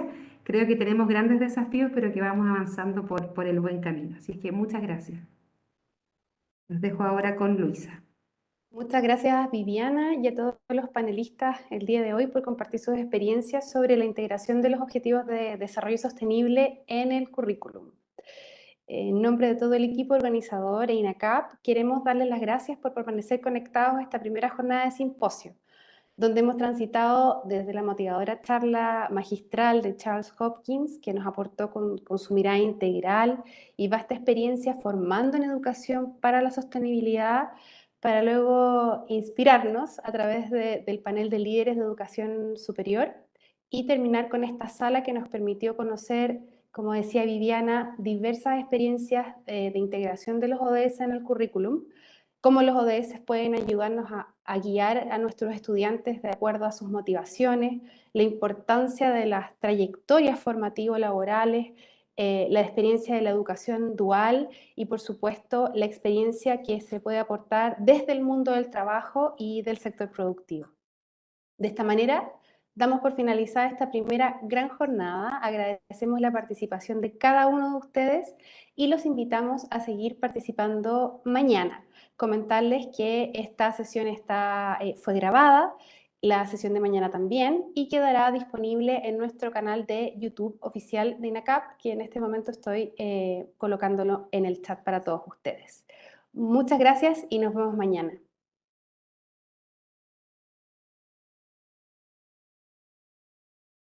El mundo hoy está en constante cambio. Y en INACAP impulsamos la transformación con innovación y tecnología. Transformando tus habilidades cada vez que sientas que sea necesario. Transformando la industria del futuro y tu forma de emprender. Porque en INACAP tenemos un sello propio y lo llevamos a todo Chile. Sumamos nuevas carreras alineadas a las necesidades del sector productivo y de servicios. Sé parte de los técnicos y profesionales que están transformando el mundo. Admisión 2023. Matricúlate desde el 12 de octubre. INACAP, transformando el aprender haciendo.